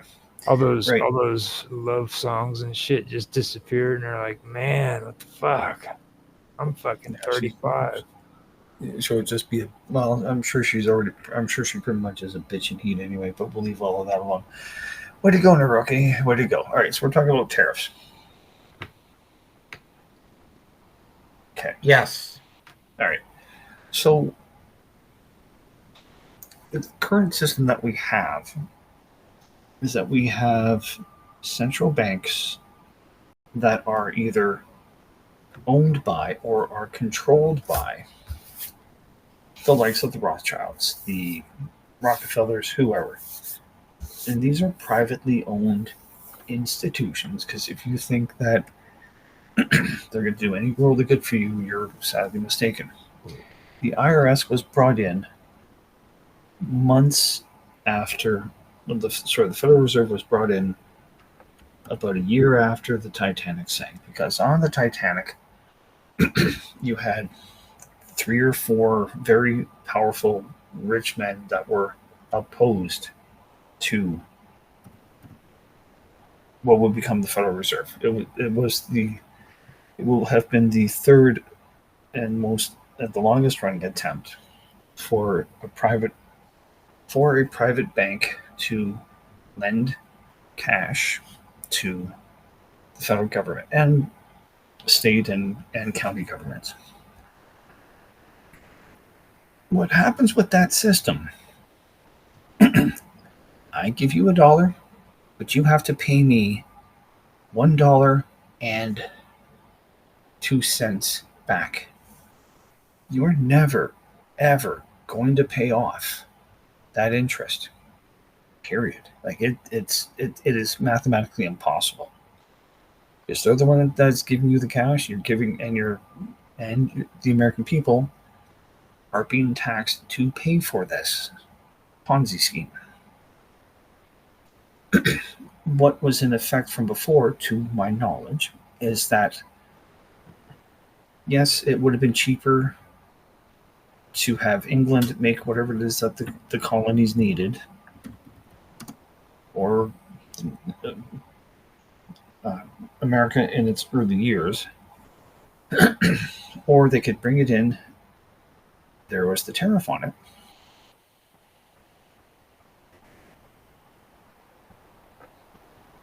That's impossible. There's no way she looks that good for 48. Anyway,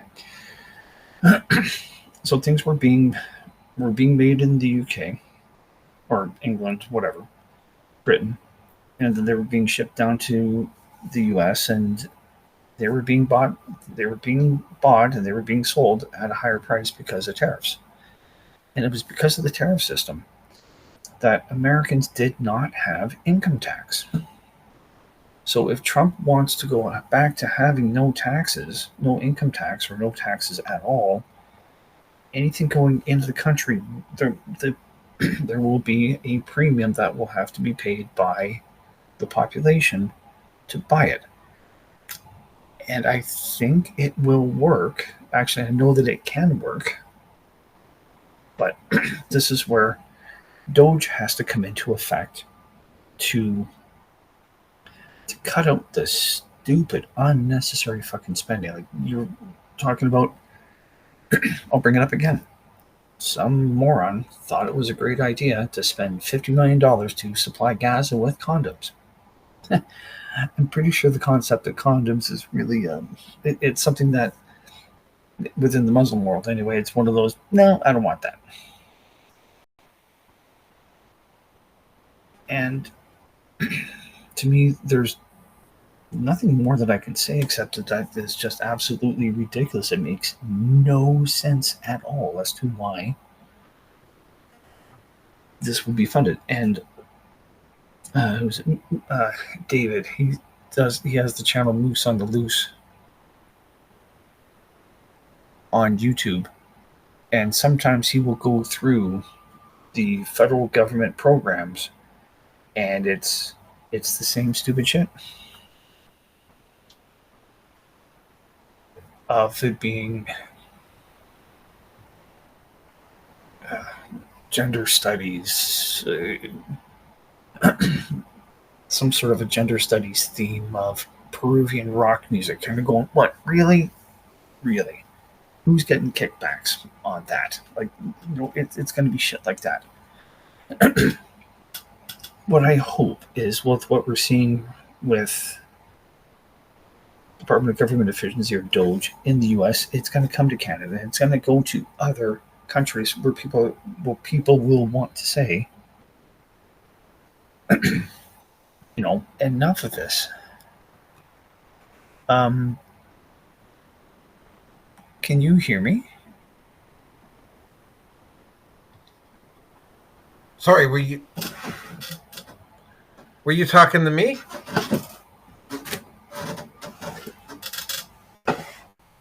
Hello? I can hear you.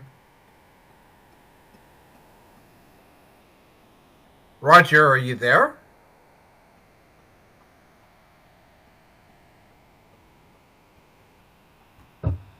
Roger, can you unmute your microphone? I need to know whether you can hear me because I can't hear Rearson at all.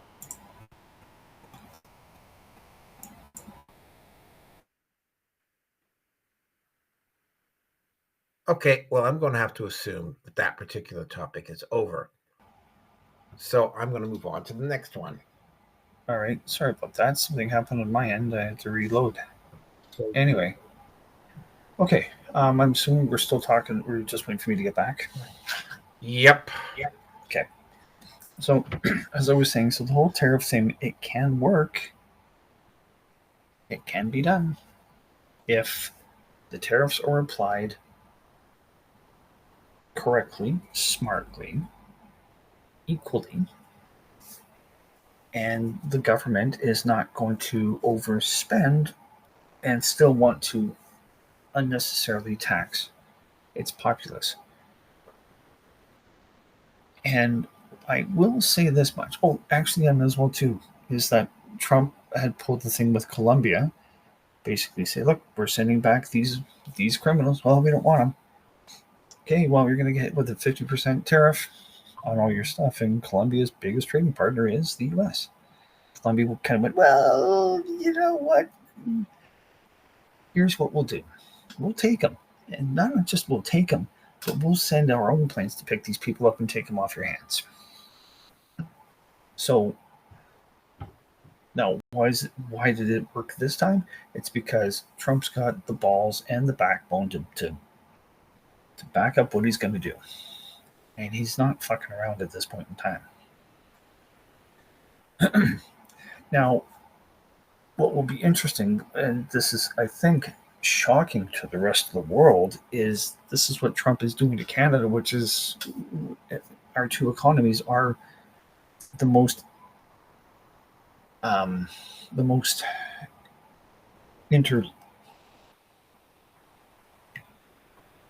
we're tied to the hip with each other, like we really are. And if Trump's not pulling his punches with Canada, well, guess what? If I'm screwing over Canada, I can easily do this to you guys, to anybody else as well. Don't get me wrong, this is not fun. This will not be fun. And I will say that I'm hoping that Doug Ford is pissed off that Alberta got a 15% exception to the tariffs. Why? Again, because Danielle Smith went south of the border and talked, and maybe not negotiated per se, but made Trump understand this is what's going to happen and this is why you don't want to do this. And gave him reasons as to what was going on and why. Oh, one thing I wanted to say with Topic Zero as well. Nora, could you remember what happens on April 1st of this year? That's April Fool's Day. Do you remember what happens also on April Fool's Day? No, I probably will remember when you tell me, though. 61-cent carbon tax increase. Oh my God. Yeah, that on top of the tariff. On top of the tariffs, on top of Parliament being prorogued, and there's no leadership at this point. So so it's gonna go. So our gas is gonna go up to over $2 a liter then. In Alberta, probably. Yep. Oh no, it will go over $2 a liter. Yeah, Trudeau's got to go. To say the least, yes. And I think now my feeling about this whole thing with the tariffs, Trump cannot get involved with Canadian politics because Canadians are going to fucking spurg out, blowing their load, getting everywhere, losing their minds everywhere. And that's that. And every time that Poilievre has been asked about, are you going to go meet him? And he has smartly said, I'm not the prime minister. It's not my prerogative. It's not for me to do this. Hell? And if anybody thinks that Trump doesn't know who Pierre Poilievre is or who he isn't, is an absolute moron. He is waiting and wants to get rid of Trudeau, but he has to be subtle about it. So the thumb screws are going to be put to the Canadian public with this whole tariff thing. And I don't like it, but it's got to be done. It absolutely has to be done. So we will see. Now, the other thing too is that he's been saying is that, if Canada became a state, which talked with Kelso about this, I can remember if I talked with him about this in one of the podcasts or if it was just him and I talking. I think whatever the case may have been, is that this whole thing is Canada becoming a 51st state. It's not going to be automatic, and it's not going to be the whole fucking country. That's just plain stupid. Just absolutely dumb. I can see Alberta and Saskatchewan being the most likely candidates that are going to be, that will go from being a protectorate to going to becoming a territory. And if we become a territory, we are part of the U.S. We're not fully integrated because, again, we have the Westminster system of government versus it being a republic. And that's a huge difference. And the two forms of government generally won't work very well together. Now, this will solve the problem of Alberta and Saskatchewan. The two provinces would not have to worry about spending anything on military. And at the end of the day, if Alberta leaves, the country falls apart because the other provinces rely heavily on Alberta subsidizing them with the equalization. So Canada is going to be broken up, and I think it's going to happen before both of us, whoever lives the longest between the two of us, my friend, it's going to happen before we die, or before whoever lives the longest dies. So things have to be done in stages. And again, if Canada was going to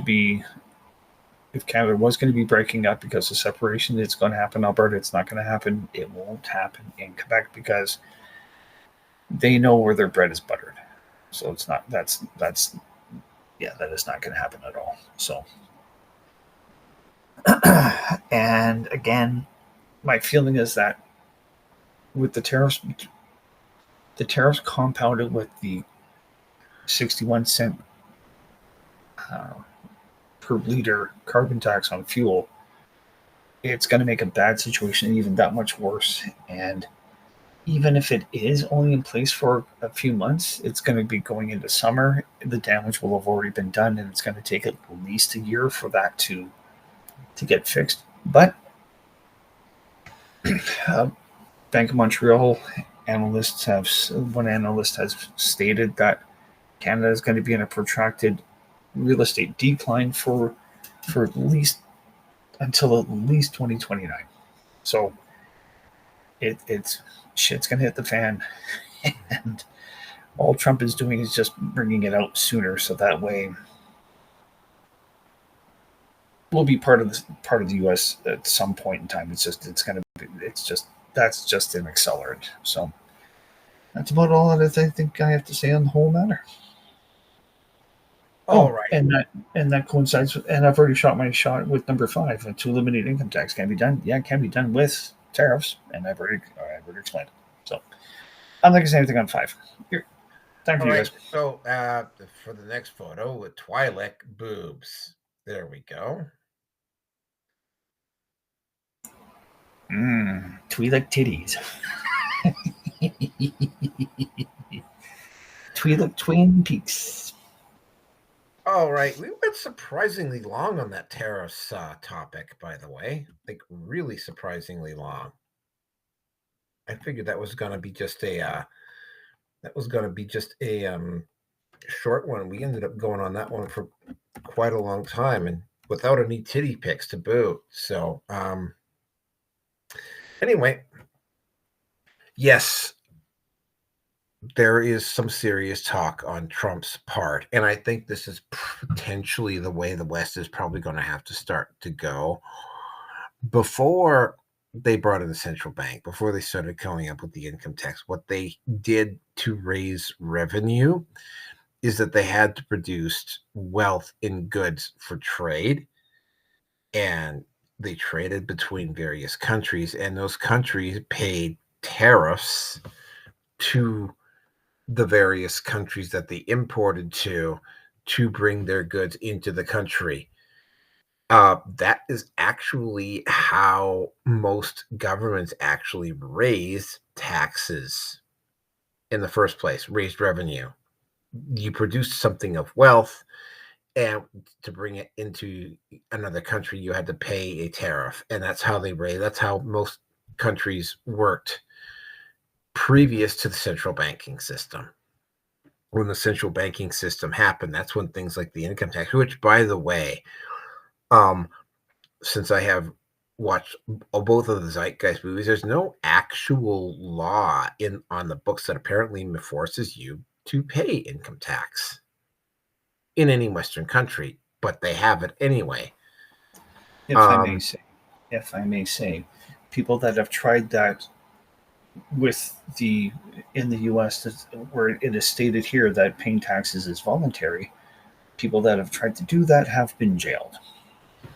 Yeah, there was a couple people that have managed to get around it, but yeah, you're right.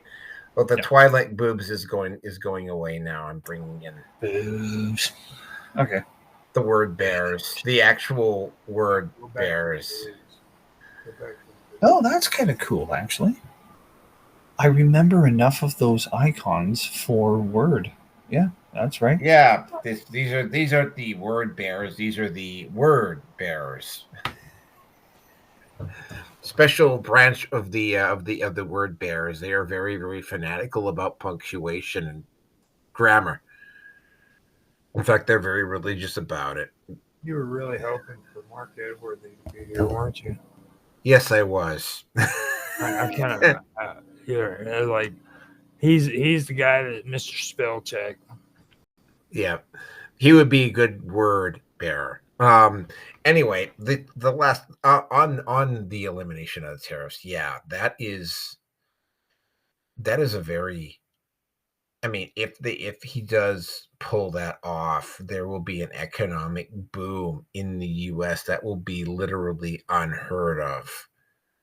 And it has been, at least according to some of the psychics that I know of, that have said if the United States gets through this period, which lasts probably till about 24 into the early 2040s, if the United States gets through that, it will enter a period of probably unprecedented prosperity that it has never really experienced before. And I mean, a good part of that would probably be the elimination of the central bank and the reintroduction of tariffs as a form of government revenue as opposed to income tax. Oh yeah, tariffs and licenses and that sort of thing. And imagine having 20% of your income suddenly back in your pocket all the time. That would be huge. So yeah, it's a good idea. I strangely keep wondering if the WEF and all of the establishment individuals hadn't spent so much time trying to smear Trump to the point where Trump was decided he's going to take some of their toys away from them, whether this would have happened or not. But you know what? More power to Trump for doing this. If he does go ahead and do it, this is just at the discussion phase.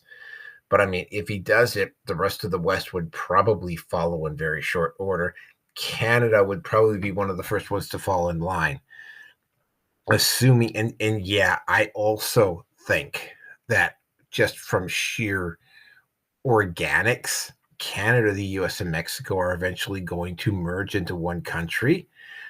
It was going to happen organically anyway. And what these globalists have done is that they've tried to kind of like force it in before it was ready. Now, how that's going to work, I don't know. When it's going to work, I don't know. But yeah, there is going to be some type of a merger between Canada and the US and Mexico at some point. Before I die, probably. Yeah, if Trump does this and it succeeds, like the other nations are going to have to look at this and they're going to have to start following suit. Because, I mean, as it currently stands right now, the current economic model simply cannot handle the debt that is accumulating.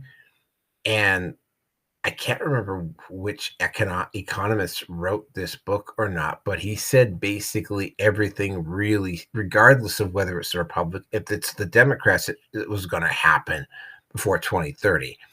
If it's the Republicans, it happens some point in the late 2030s, but it still happens. So this economic model has played itself out. And it's going to have to go.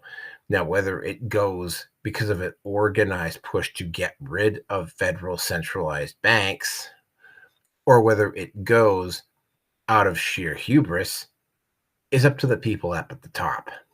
What we have to do as individuals is insulate ourselves from that centralized control system. And with that, I'm going to turn it over to Roger. The thing that I want to say about the taxes is, I really have liked discussing this, believe it or not, for the last few years, because it is really an interesting topic. When I talk about politics, I really don't like talking about all the slimy shit. Like fucking everybody else is big on like border patrol and those damn freaking Mexicans and all them horrible freaking immigrants and all that shit. And I don't play into that. Okay. Now this is the area that I love talking about. And because the rest of that, I just consider like garbage politics.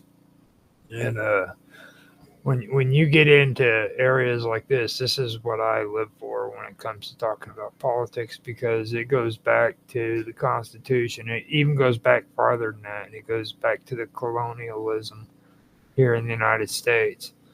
Now, the reason why one of the biggest reasons why we wanted to break away from England in the first place was because of freaking taxation without representation. Okay.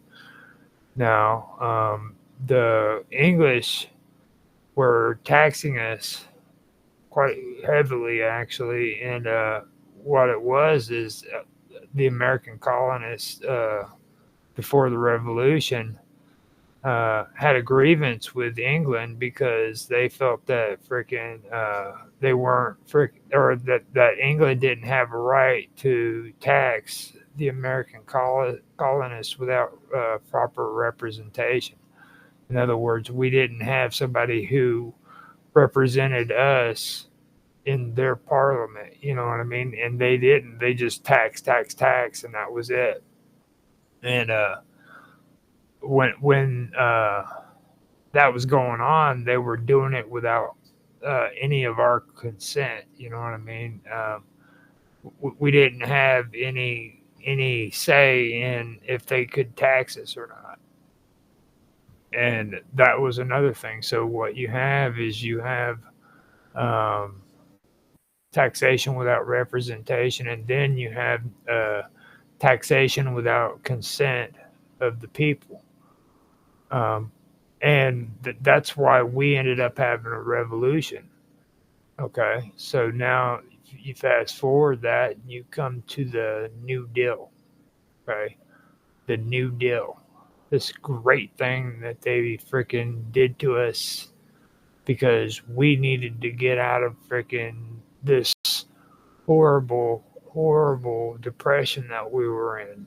One that, by the way, I think was freaking actually staged so that they could do this New Deal and impose socialism on us in the place of constitutional government, which that's what we live in now. Okay, we live according to a socialist government model, and this federal, um, the Fed, that everybody likes to call it, that's a private company that's freaking bank, or no, that monitors our freaking our money. When Steve was talking, he said, for every dollar you get $2 back, but it's even more complicated than that. What happens is, um, you turn around, you go to the bank, and you put $1 into the bank. After you put $1 in the bank, the Federal Reserve freaking puts $1 in the freaking bank to match your dollar. So you turn around and you turn around and put $1 in. There's $2 there. Some poor schmuck comes to the bank and he decides he needs to get it. I know you're not ever going to get a $3 loan, but that's what he needs. He needs $3. So freaking what they do is they take your dollar and freaking they split it in half. They give $1.50. We'll say they'll split your dollar in half, give 50 cents of your dollar to the guy in a loan. They'll match that with another 50 cents from the Federal Reserve, and then the frickin' and then they'll take 50 cents from the bank itself and give it to the frickin' guy for a loan, and that guy has to pay it back plus interest. So when they make that loan, you know what the Federal Reserve does? It takes frickin' $1.50 and it puts it right back in the bank in its place. So that's how that is. They end up shoving more and more money into these bank systems that are completely worthless. They're fiat. They have nothing backing them whatsoever, and it's just a matter of circulating the bills. And they play this off of freaking off of the banking system, and that's all it is. It's just fiat, and then they impose freaking taxes through the Federal Reserve. So when you hear people talking about inflation and the percentage of the taxes going up, that's not freaking because of president. It's not because of Congress. It's because of the Federal Reserve. They're the ones that imposes the taxes or the interest rates. That's why interest rates go up and down. It's not because of the government or anything of that nature. It's because of the Federal Reserve, a privately owned institution who's doing it, and that's something else that I wanted to mention right there. But getting back to this whole thing on freaking politics and talking about freaking taxation with income taxes, they turn around and they force us to pay these income taxes, which are voluntary, okay, And there's two aspects of that. Okay. The first aspect is like back in the day before this form of taxation came around, the tax man went from door to door. Okay. Knocked on your door and he said, it's time to pay your taxes. And you paid your taxes, or you were promptly escorted to the freaking wagon and hauled off to freaking jail for not paying your taxes. They called that debtor's prison. So that's why, one reason why they call it voluntary taxes, because you're volunteering to pay your taxes, because if you don't pay your taxes, there's consequences to it. You see, you don't have to pay your taxes, okay? Because if you don't pay your taxes, you're not going to have a man come into your house, knocking on the door and hauling you off to jail. What they're going to do is they're going to sue your ass and steal everything you got, and then if they don't get freaking the money they want from everything you own, then they're going to freaking put you in jail. You know what I mean? Those are the consequences of you deciding not to pay your taxes. But it's completely up to you. You can volunteer to pay your taxes or not pay your taxes. They're not saying that there isn't consequences. They're just saying that it's a voluntary tax system. Okay. And the second thing has to do with consent. Now, all of this could stop. It could all stop. But we need to stop consenting to this government freaking imposing income taxes on its people. Okay? Taxation is freaking theft. Period.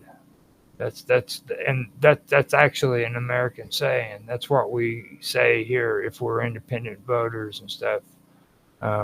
Libertarians are big on saying it too.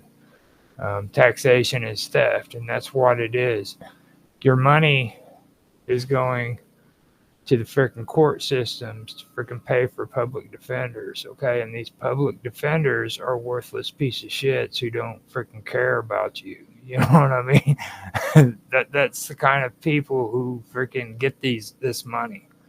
They're just wanting to go in there and do deals behind closed doors and get the case done and over with without having to actually stand up for your rights. And then there's other freaking people in government that these people pay for, you know, that are people that you really don't want to freaking have a government job, like the DMV, Department of Motor Vehicles. You know what I'm saying?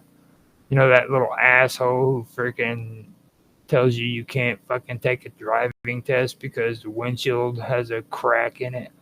You know what I mean? Or your horn doesn't work. That's who you're paying to freaking go to work. And then you're also paying for their freaking holidays and freaking week off for freaking vacation that you don't get to freaking have a vacation for because you don't have a state job. You know? So that's what you're paying for. And people don't realize that shit. Do you really want to freaking put your money into that shit? You know what I mean? And there's a lot of, I mean, everybody wants to have driver's license, I guess. Don't get me wrong. You know what I mean? But there's worthless positions in government that are worse than that I'm talking about. They're just useless. And this is the kind of bureaucracy that they're building up on, and freaking all you can end all this. Stop giving consent to the government to freaking pull money out of your freaking bank. That's all you have to do. And if you're a part of a constitutional government, you have the right to do that. Not just here in the United States. This goes for any freaking government that has a constitution. It's written in almost every freaking constitutional government around the world. You know, so that's something to keep in mind when you think about stuff like this. I mean, this is, and like I said, you know, I may have talked way too long on this subject, and it's pretty boring stuff to a lot of people, but I love talking about this. So I apologize if I made anybody fall asleep, Naroki. Yeah. See. Oh, sorry, Roger. Oh, it was Steve. It was Steve that fell asleep. Well, Naroki has. Oh, well, okay. Here you go. I brought you some boobs. That'll wake you up. Oh, I'm awake now. Mm-hmm. Don't care for the face, but not really. No. Okay, well, we now have one more section to go. And of course, this time I will try to bring up the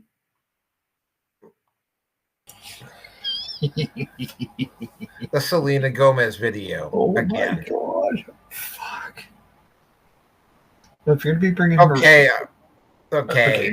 She's crying because the woman on the photo right now is just making her totally envious. We're going to see her crying over that and some illegal aliens. So here we go. We're going to try Selena Gomez again. I can't see squat. I'm so sorry. All my Are you guys seeing this? Oh, no. What a whiny bitch.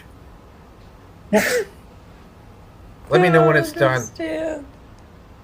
I'm so sorry. I wish I could do something, but I can't. Then open up your fucking house and let the illegals in. I'll try everything, I promise.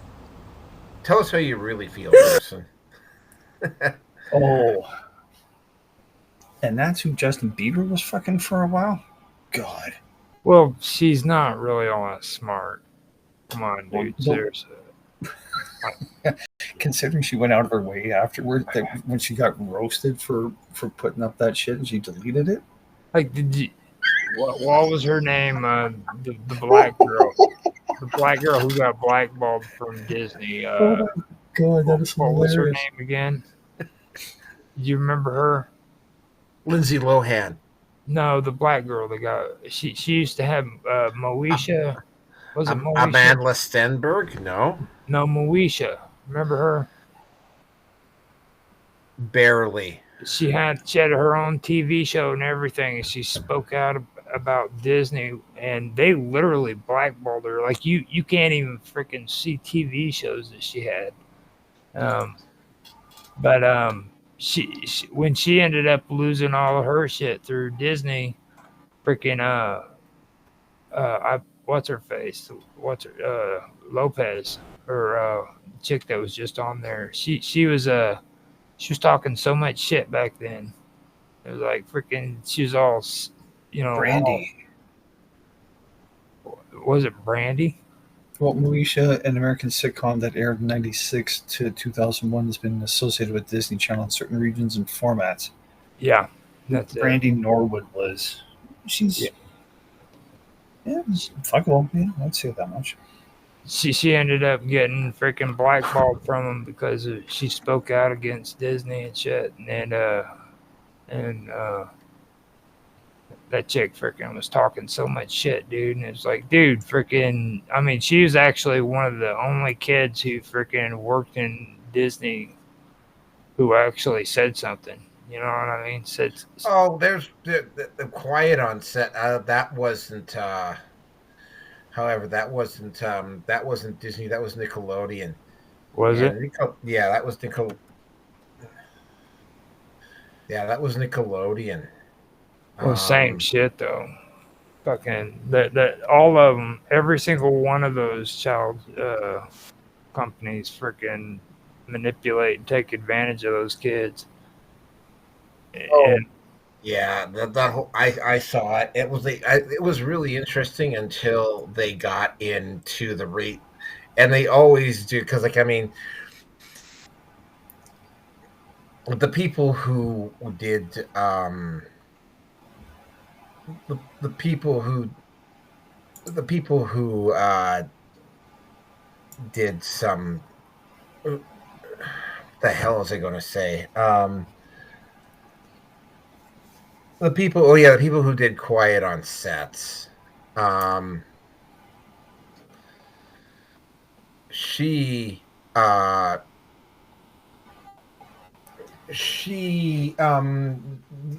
would ever mistake her for a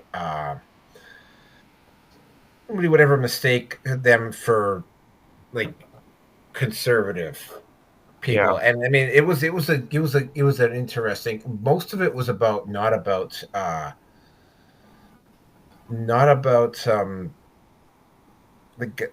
what the guy you think it is, basically the fat guy who was running Nickelodeon. A lot of it was about Brian Peck, and we've discussed Brian Peck on this show before, and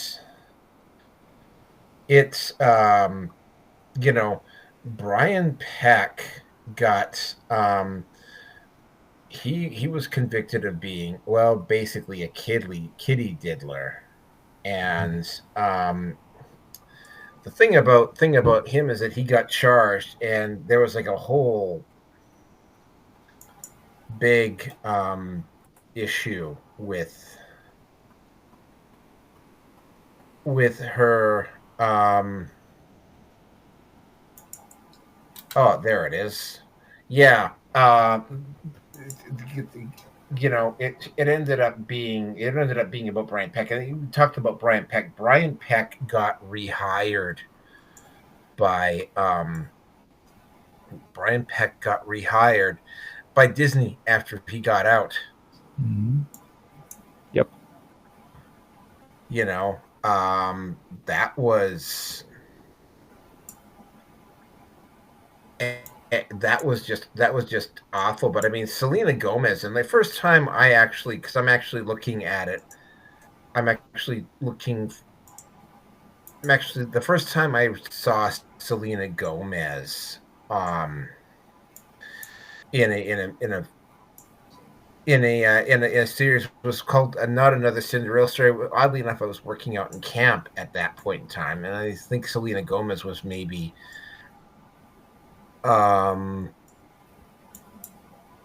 trying to remember what I remember about it. It's not so much that I like Selena Gomez. It was like the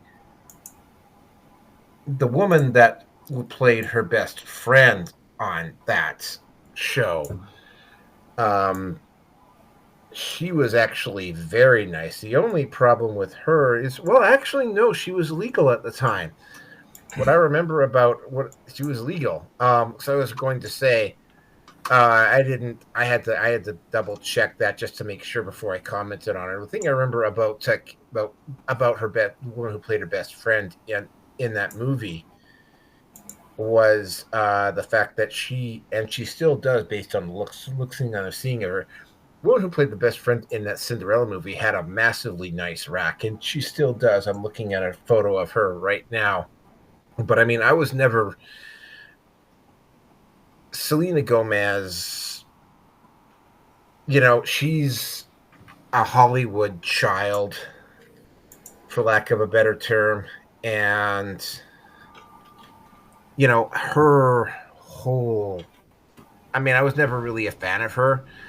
She was also best friends with Demi Lovato, though Demi Lovato has issues. That's putting it nicely.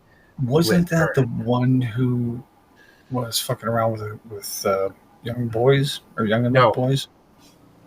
No, that wasn't her. Okay. But Demi Lovato had drug issues. She has mental issues. She has all sorts of issues. Nymphomaniac it was rumored to also be one of them. That was Selena Gomez's best friend. She also, I mean, yeah, she's been kind of in a bubble all her life. So, people who grew, I mean, it's not to say that every person that grows up in a bubble ends up being like, there's certainly, for instance, Jennifer Connelly was also a childhood star who grew up in the bubble, and she turned out just fine. So but I mean, Selena Gomez had issues, but it wasn't anything that was overly crippling. But I mean, she is a product of Hollywood. That is how she makes her living. That is how she does things. And I never found her particularly attractive or entertaining.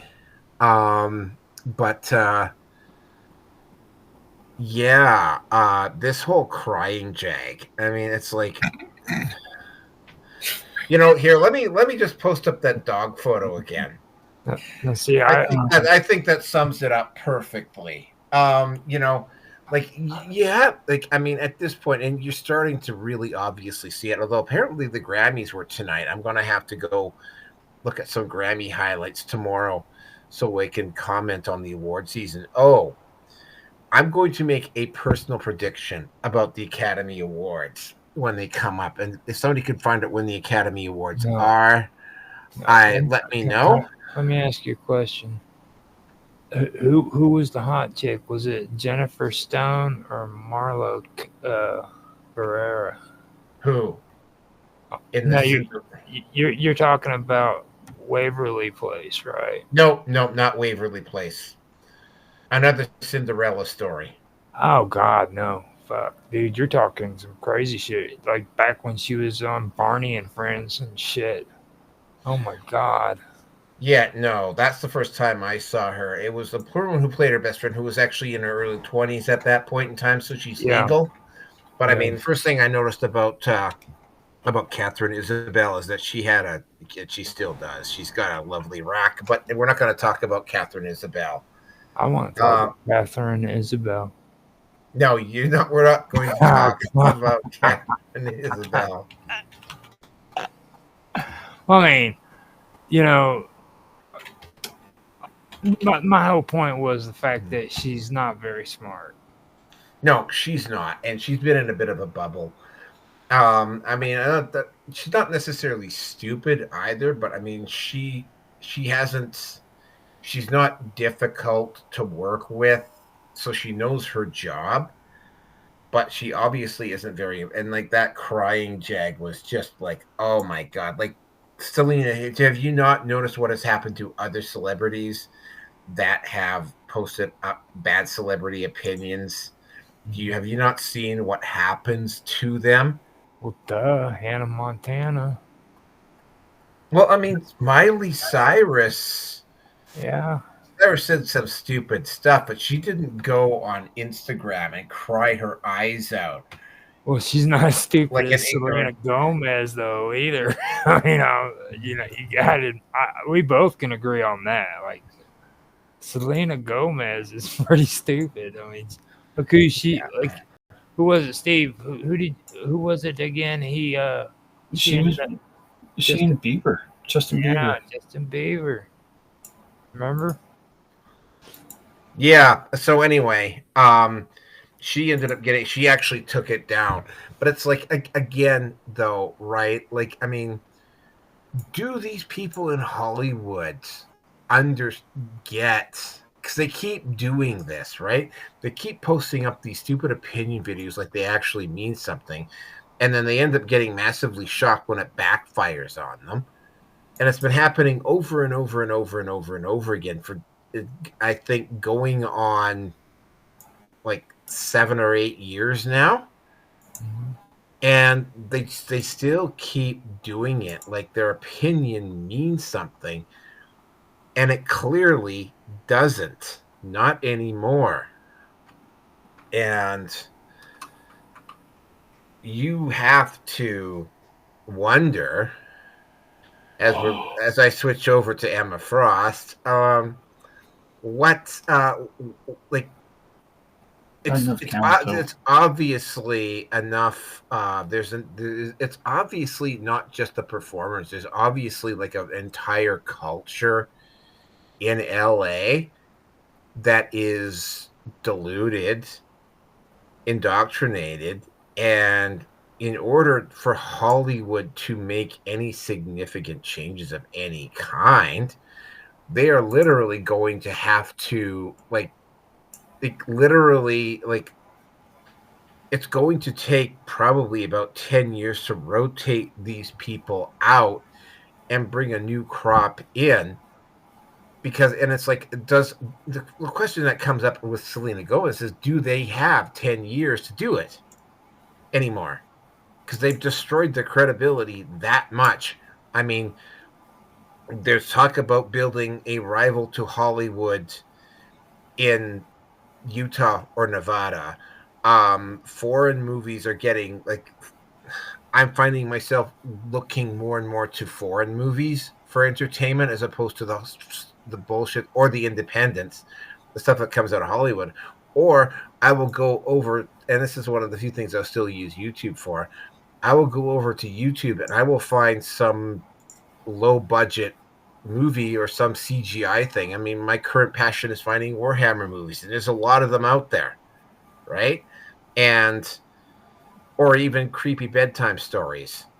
And it's like, and they just keep doing this and doing this and doing this and doing this. And it's like, wow. And then of course you have the other guy, the guy who the Black Captain America. Okay, I'm going to say this. Although V's gonna hear this, he's gonna freaking go off, dude. It's not that he's Anthony black. Mackie.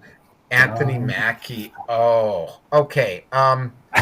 First of all, there is a comic trend, because I remember seeing it in the comic books. There was a trend for a Black Captain America. Mm-hmm. So this is, and of course Falcon, who Sam Mackie is playing, was always a black superhero. So there's that part in it. But I mean, going to a convention in Italy and literally say, "Oh, Captain America isn't about America," it's like saying Magneto isn't about magnets, or Batman isn't about bats, right? Mm-hmm. It's got to be one of the dense, and it's like, of course, right? Just like what happened with Rachel Zegler with Snow White. I mean, it's such a stupid statement that it's actual, and it's not like these actors don't know. I mean, there's no way that either Selena Gomez or Sam Mackie do not know what happened with Rachel Zegler.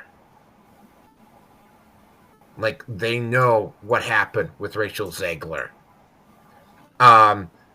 Selena Gomez, you can kind of get away with, but Sam Mackie, like, literally, that has got to be one of the densest goddamn things I've heard an actor say. But to be clear, I didn't mean this. What I meant to say was, so he's already backtracked. Oh, of course he has, because it's like the studio probably dragged him into their offices, and it's like Captain America is not about America. Like, you need to fix that immediately. That is like saying, again, it's like saying that Magneto isn't about magnetism, right? And I'm like, but the fact that even came out of his mouth, I mean, after they groomed him to take over in the right way. They groomed him in the right way to take over the role of Captain America from, who the hell was that actor who was playing him before? Oh, fucking Chris Evans. Chris Evans. Idiot. That woke idiot Chris Evans. I mean, it's like, after they groomed him specifically to take over the part from Chris Evans. You know, like, you would figure that you would do enough proper research on both Falcon and Captain America to know what Captain America does and does not stand for. But he didn't. And he said that, and of course he backtracked. He had to backtrack because it's like, you know, like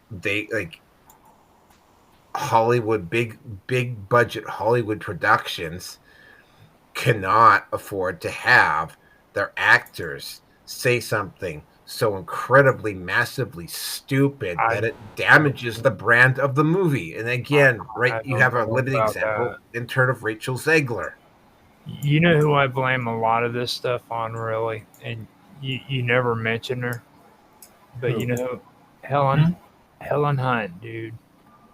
Helen Hunt caused so much shit with a lot of this stuff. When she came out with that Mad About You, everybody freaking like jumped on board with her, and freaking she won like Golden Globe awards and shit for the best actress.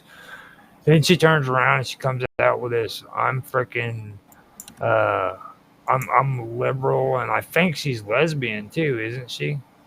I don't remember. I'm not quite sure. Oh, but all of a sudden her and then that other one that freaking played on where she was supposed to have been in that built contraption where it drops and she goes to another planet. What's her name? That girl. They were all Disney World kids, and they kept perpetuating this whole freaking entertainment Hollywood freaking woke movement shit where it was all involving. It all started with them, is where I'm coming from with this. You know what I'm saying? And it's like it just got so freaking out of hand that nobody kept or paid any attention to the fact that a lot of these people were pedophiles and they were freaking taking advantage of kids in Hollywood. Then they started freaking doing the same shit with YouTube, with commercializing videos from little 6-year-olds, you know. Finally, YouTube put an end to that shit, and it just kept going on. And they finally started getting wise to that stuff within maybe the last 8-9 years at most, maybe less. I mean, I remember my sister was pissed off because freaking my little nephew would get a phone and start taking videos of himself, and he'd get like shitloads of views on YouTube. And my sister said, "Hold on, dude. It's because you got your fucking shirt off. Fucking, you got a bunch of pervs watching you on the freaking camera, dude, so they could see a little boy with his fucking shirt off." And I wouldn't doubt if it was true or not. It was probably true. You know, if I may, Helen Hunt had married Hank Azaria. They're only together for about 18, not quite a year and a half. He's the guy that does the voice of Moe on Simpsons. Mm-hmm. And then she was married to some producer, Matthew Carnahan. They were married for 2000. They were married for 16 years. So it doesn't seem to be that there's any indication that she's a lesbian. She could very well be. I don't know. No, I didn't know the full story on that. I know that what's her name, the one I was talking about. Ooh, that's cool, dude. The one that I know that was lesbian was the chick. Like I said, she played on the one where she was an astronomer, and they ended up building that contraption that was supposed to be freaking like the blueprints from outer space. Oh, Jodie Foster. Jodie Foster, yeah. Contact. Yeah, we're talking about the movie Contact. Yeah. Yeah, that was actually a good movie, by the way. Yeah. But a little slow paced, but it was a good movie. Mm-hmm. She was right after all that shit with Helen Hunt. That's where they started getting into all this freaking like liberal woke bullshit. That's where it all pretty much started. Like at the end of the 1990s, in the beginning of the 2000s, it was just slowly one thing right after another until it was just ridiculously stupid. You know, that's just my take. And it's like with Ziegler. Okay, freaking look at. I mean, she came out with that freaking Ballad of the Songbird. I didn't even know freaking they had that version of Hunger Games out, dude, at all. I didn't even know. You know, that's how bad these movies are. Like, you know, they had a freaking a new Hunger Games out, right? Oh yeah, I saw it. It's freaking horrible. I mean, and it was so bad. It was kind of meh. I didn't think it was horrible, but it was definitely meh. You know, and they keep doing that. They keep coming out with these shows that are just complete freaking garbage. You know, I mean, and that's what they are. They're just garbage. They don't even have a box office anymore. They don't make it to movie theaters. People don't freaking go out to see movies anymore. They watch them on the internet. There's nothing to watch most of the time anyway. Yeah, honestly. Like back in the day, you know, it was a big deal. Go out to the movie theaters, pay what, freaking a few bucks, watch a movie. Oh fuck! Well, that's the other thing as well too, Roger. It costs you a fucking arm and a leg now. Yeah. Sorry. No, it's fine. Now it's like, what is it? I think the last time I heard it was like $40 to go sit down in a movie theater. You know, Nobody's gonna pay $40 to go freaking sit in a movie theater and then another $10 for soda and popcorn. Yeah, screw that. I'm sorry. I hate Hollywood. I really do. It's all good, man. I feel the same way towards them as well. Well, I love the porn industry though. That's part of Hollywood. And I'm not talking about all of it because there is bad porn, but that's usually the porn that makes it to where they want to like give it a script. Like porn shouldn't have script. That's just for women. Okay, and porn isn't made for women. It's made for men.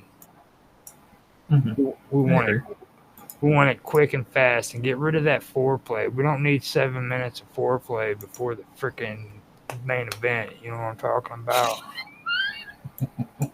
Do a little bit of kissing maybe and just get on with it, dude. Leave the rest of that shit alone. All right, I got 5 minutes. Fucking bend over. I got the lube. That's it. You're gonna take it. Thanks. Bye. Done. I mean, dude, give her a kiss at least. Shit. Yeah, come on, dude. What's wrong with you? Well, I was just taking I was picking up what you were putting down. Not that I want to pick that up. Nobody has oral sex for 7 minutes, dude. I'm sorry, it just doesn't freaking happen. Well, if you don't. Oh, those guys are professionals. Anyway, can we move? Rusin, can you take us out, please? Well, you thought you were going to get away with it? You thought you were going to get away with it? Take us out after that one? I don't think so. All right. I mean, it's like almost tradition to just like throw it out the window, man. At least once. Yeah. You know. All right. So, okay. All right. My take on this one. Well, Anthony Mackie. Wonderful shot for him. You over.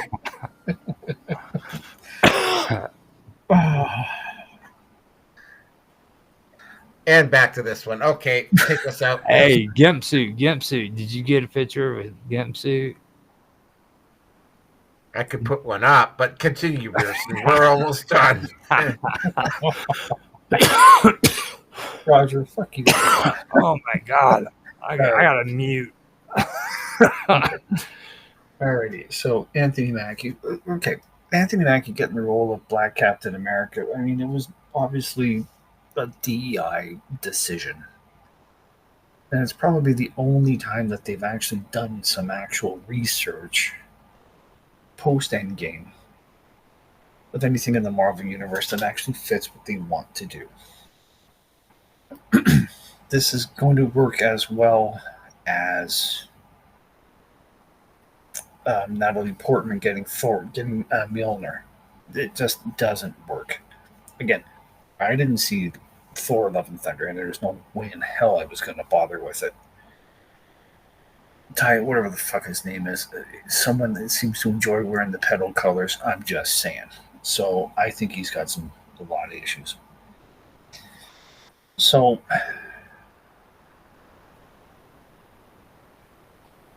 at the end of the day, with that one,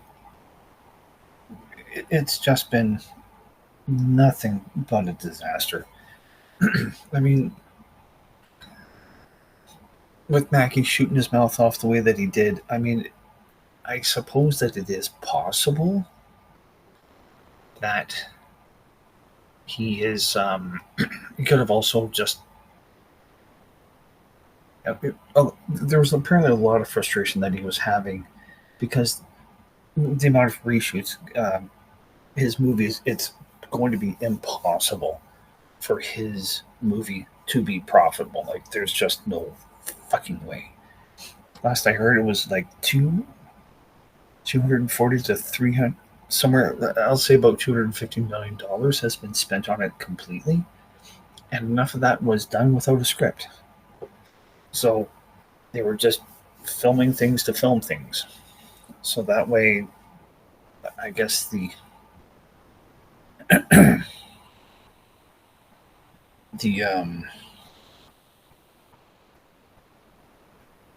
I suppose at the end of the day, they had to do that just to justify for the movie just to be around.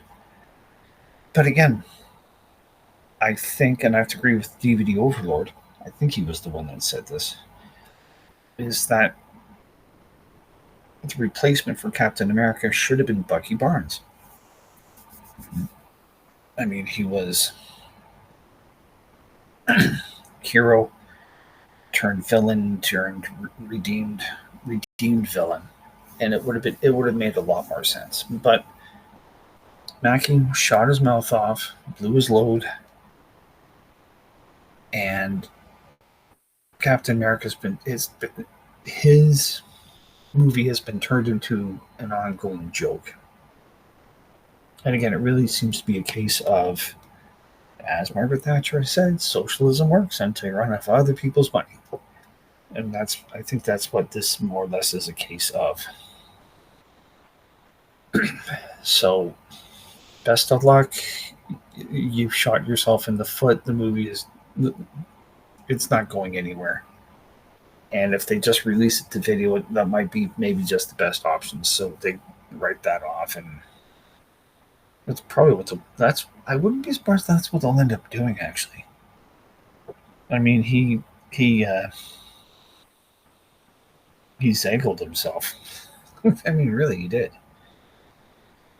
I find it cute. Find it cute that you call James Buchanan Bucky Barnes still. Oh my God! That's just wow. That's just so cute. What the hot piping fuck? Maple Ridge, is that in BC? Where the hell did you get that?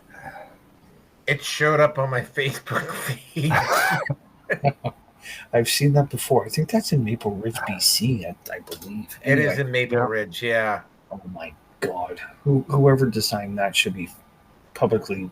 Well, Canadian. I mean, come on. You guys are freaking weird. That's why I said you guys do not need to be immigrating to the United States. I don't think it would be really a good idea for Canadians, because you guys are putting yourself into a situation where you really don't want to be in. Like in Canada, you make freaking slides that are freaking a vagina and a freaking set of balls. You know what I'm saying? Oh, believe me, I would never ever have that. I mean, if I could find the person that did that, I'd be put away for a while. But as the older I get, the less I care about life sentencing. Anyway, Selena Gomez. Oh fuck, she is just fucking. She is as dumb as the longest night of winter is long. Like, she has no concept of what the fuck she did. I'm sure her publicist basically said, "You got to pull that now." I don't know where. I don't know within her hierarchy she was told this was a dumb idea. And well, I'm sorry for many people. Well, your people are in Los Angeles, because that's where you're fucking born. For me to be saying my people means that I would have to justify saying that I'm actually completely purely Ukrainian. I'm half Dutch, half Ukrainian, but I'm born in Canada. So guess what? I have no fucking ties. I have no emotional ties to Holland. I have no emotional ties to Ukraine. And the way that Ukraine is turned into, I don't want to be. I wish I could actually change my father's side of it. But I can't. And I'm not going to. So it is what it is. Now, if she's so concerned about her people, well, has she opened up her fucking mansion to any illegals, to anybody that's a migrant? No. And I don't think she ever will. So whether she realizes it or not, she's not. I mean, you know what happens to me when I start hearing like Viking music, right? No, that's okay. My blood just starts boiling, dude. I can feel it. And my family is from Norway and Scandinavia and shit. You know, most people I know who freaking have no connection there, freaking they don't get that sense. But like I hear that music, dude, and it does something to me. You know. Well, So I really do think there is a connection if you're willing to look for it. Like I hear. So if you hear Viking music with a porn track in the background, what does Oh, that it's do? on. Have you? Oh, yeah, dude. See, now you're talking.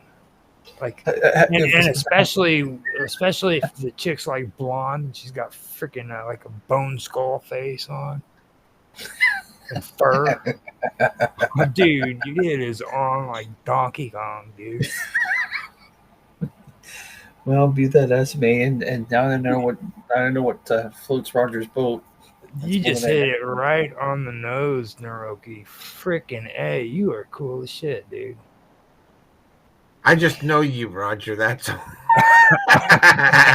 I can't believe that. Like, heck yeah, dude. You can keep coming on this show. There's a certain type of crowd that comes to this show on a regular basis. Well, anyway, so at the end of the day, with this whole thing with Selena, is that she's an absolute fucking bimbo. Yeah. She obviously, she might be able to indeed sing, but the only reason why she is where she is because of her outward physical appearance or attractiveness. That's it. Intellectually, God, I would put this woman at best as a mental midget, and that's being polite. Midgets. I don't want to start slamming musicians, but most musicians that I have met are not exactly known for their deep intellectual capacity. Yeah, fair enough. Most of them. Yeah. And, well, being fair with that video too, I see a lot of mental illness there too. Like that's not normal behavior. That's a lot of mental illness right there. Why the fuck would a mentally normal a person with mental faculties do that like that on the internet with something that has no connection to them whatsoever? That's true. I mean, she could have like shitloads of mental illness too. Like well, all things being equal, she was probably used and abused, and she's adjusted enough that she can pass off as being okay. But I don't think that there's much upstairs with her. I really don't. The most important thing to ask yourself, though, is now that she's an adult, would you do her? I say this about most women. Would I want to do her? No. If she wanted to do me, I wouldn't say no. There you go. I'd do it. Would I fuck her brains out? Okay, if the opportunity if I could fuck her brains out, I probably would, and then I'd walk away. Just like this is the kind of but we would all do that. I wouldn't walk away, dude. I'd like freaking tell her freaking if she wants to have seconds, she knows where to find me and shit. Like, just don't expect no freaking ring, bitch.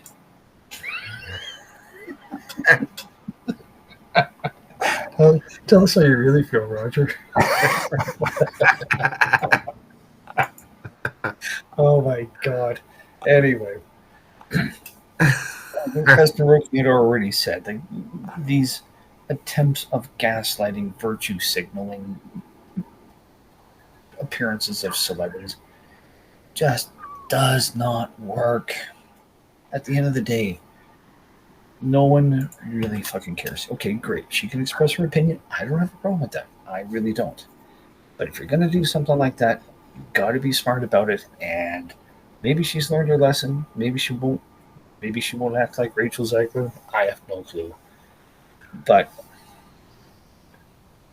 sometimes with these lessons in life, you're going to have to learn the hard way, whether you want to or not. And this obviously has been the case with Gomez. And again, if she's all that about her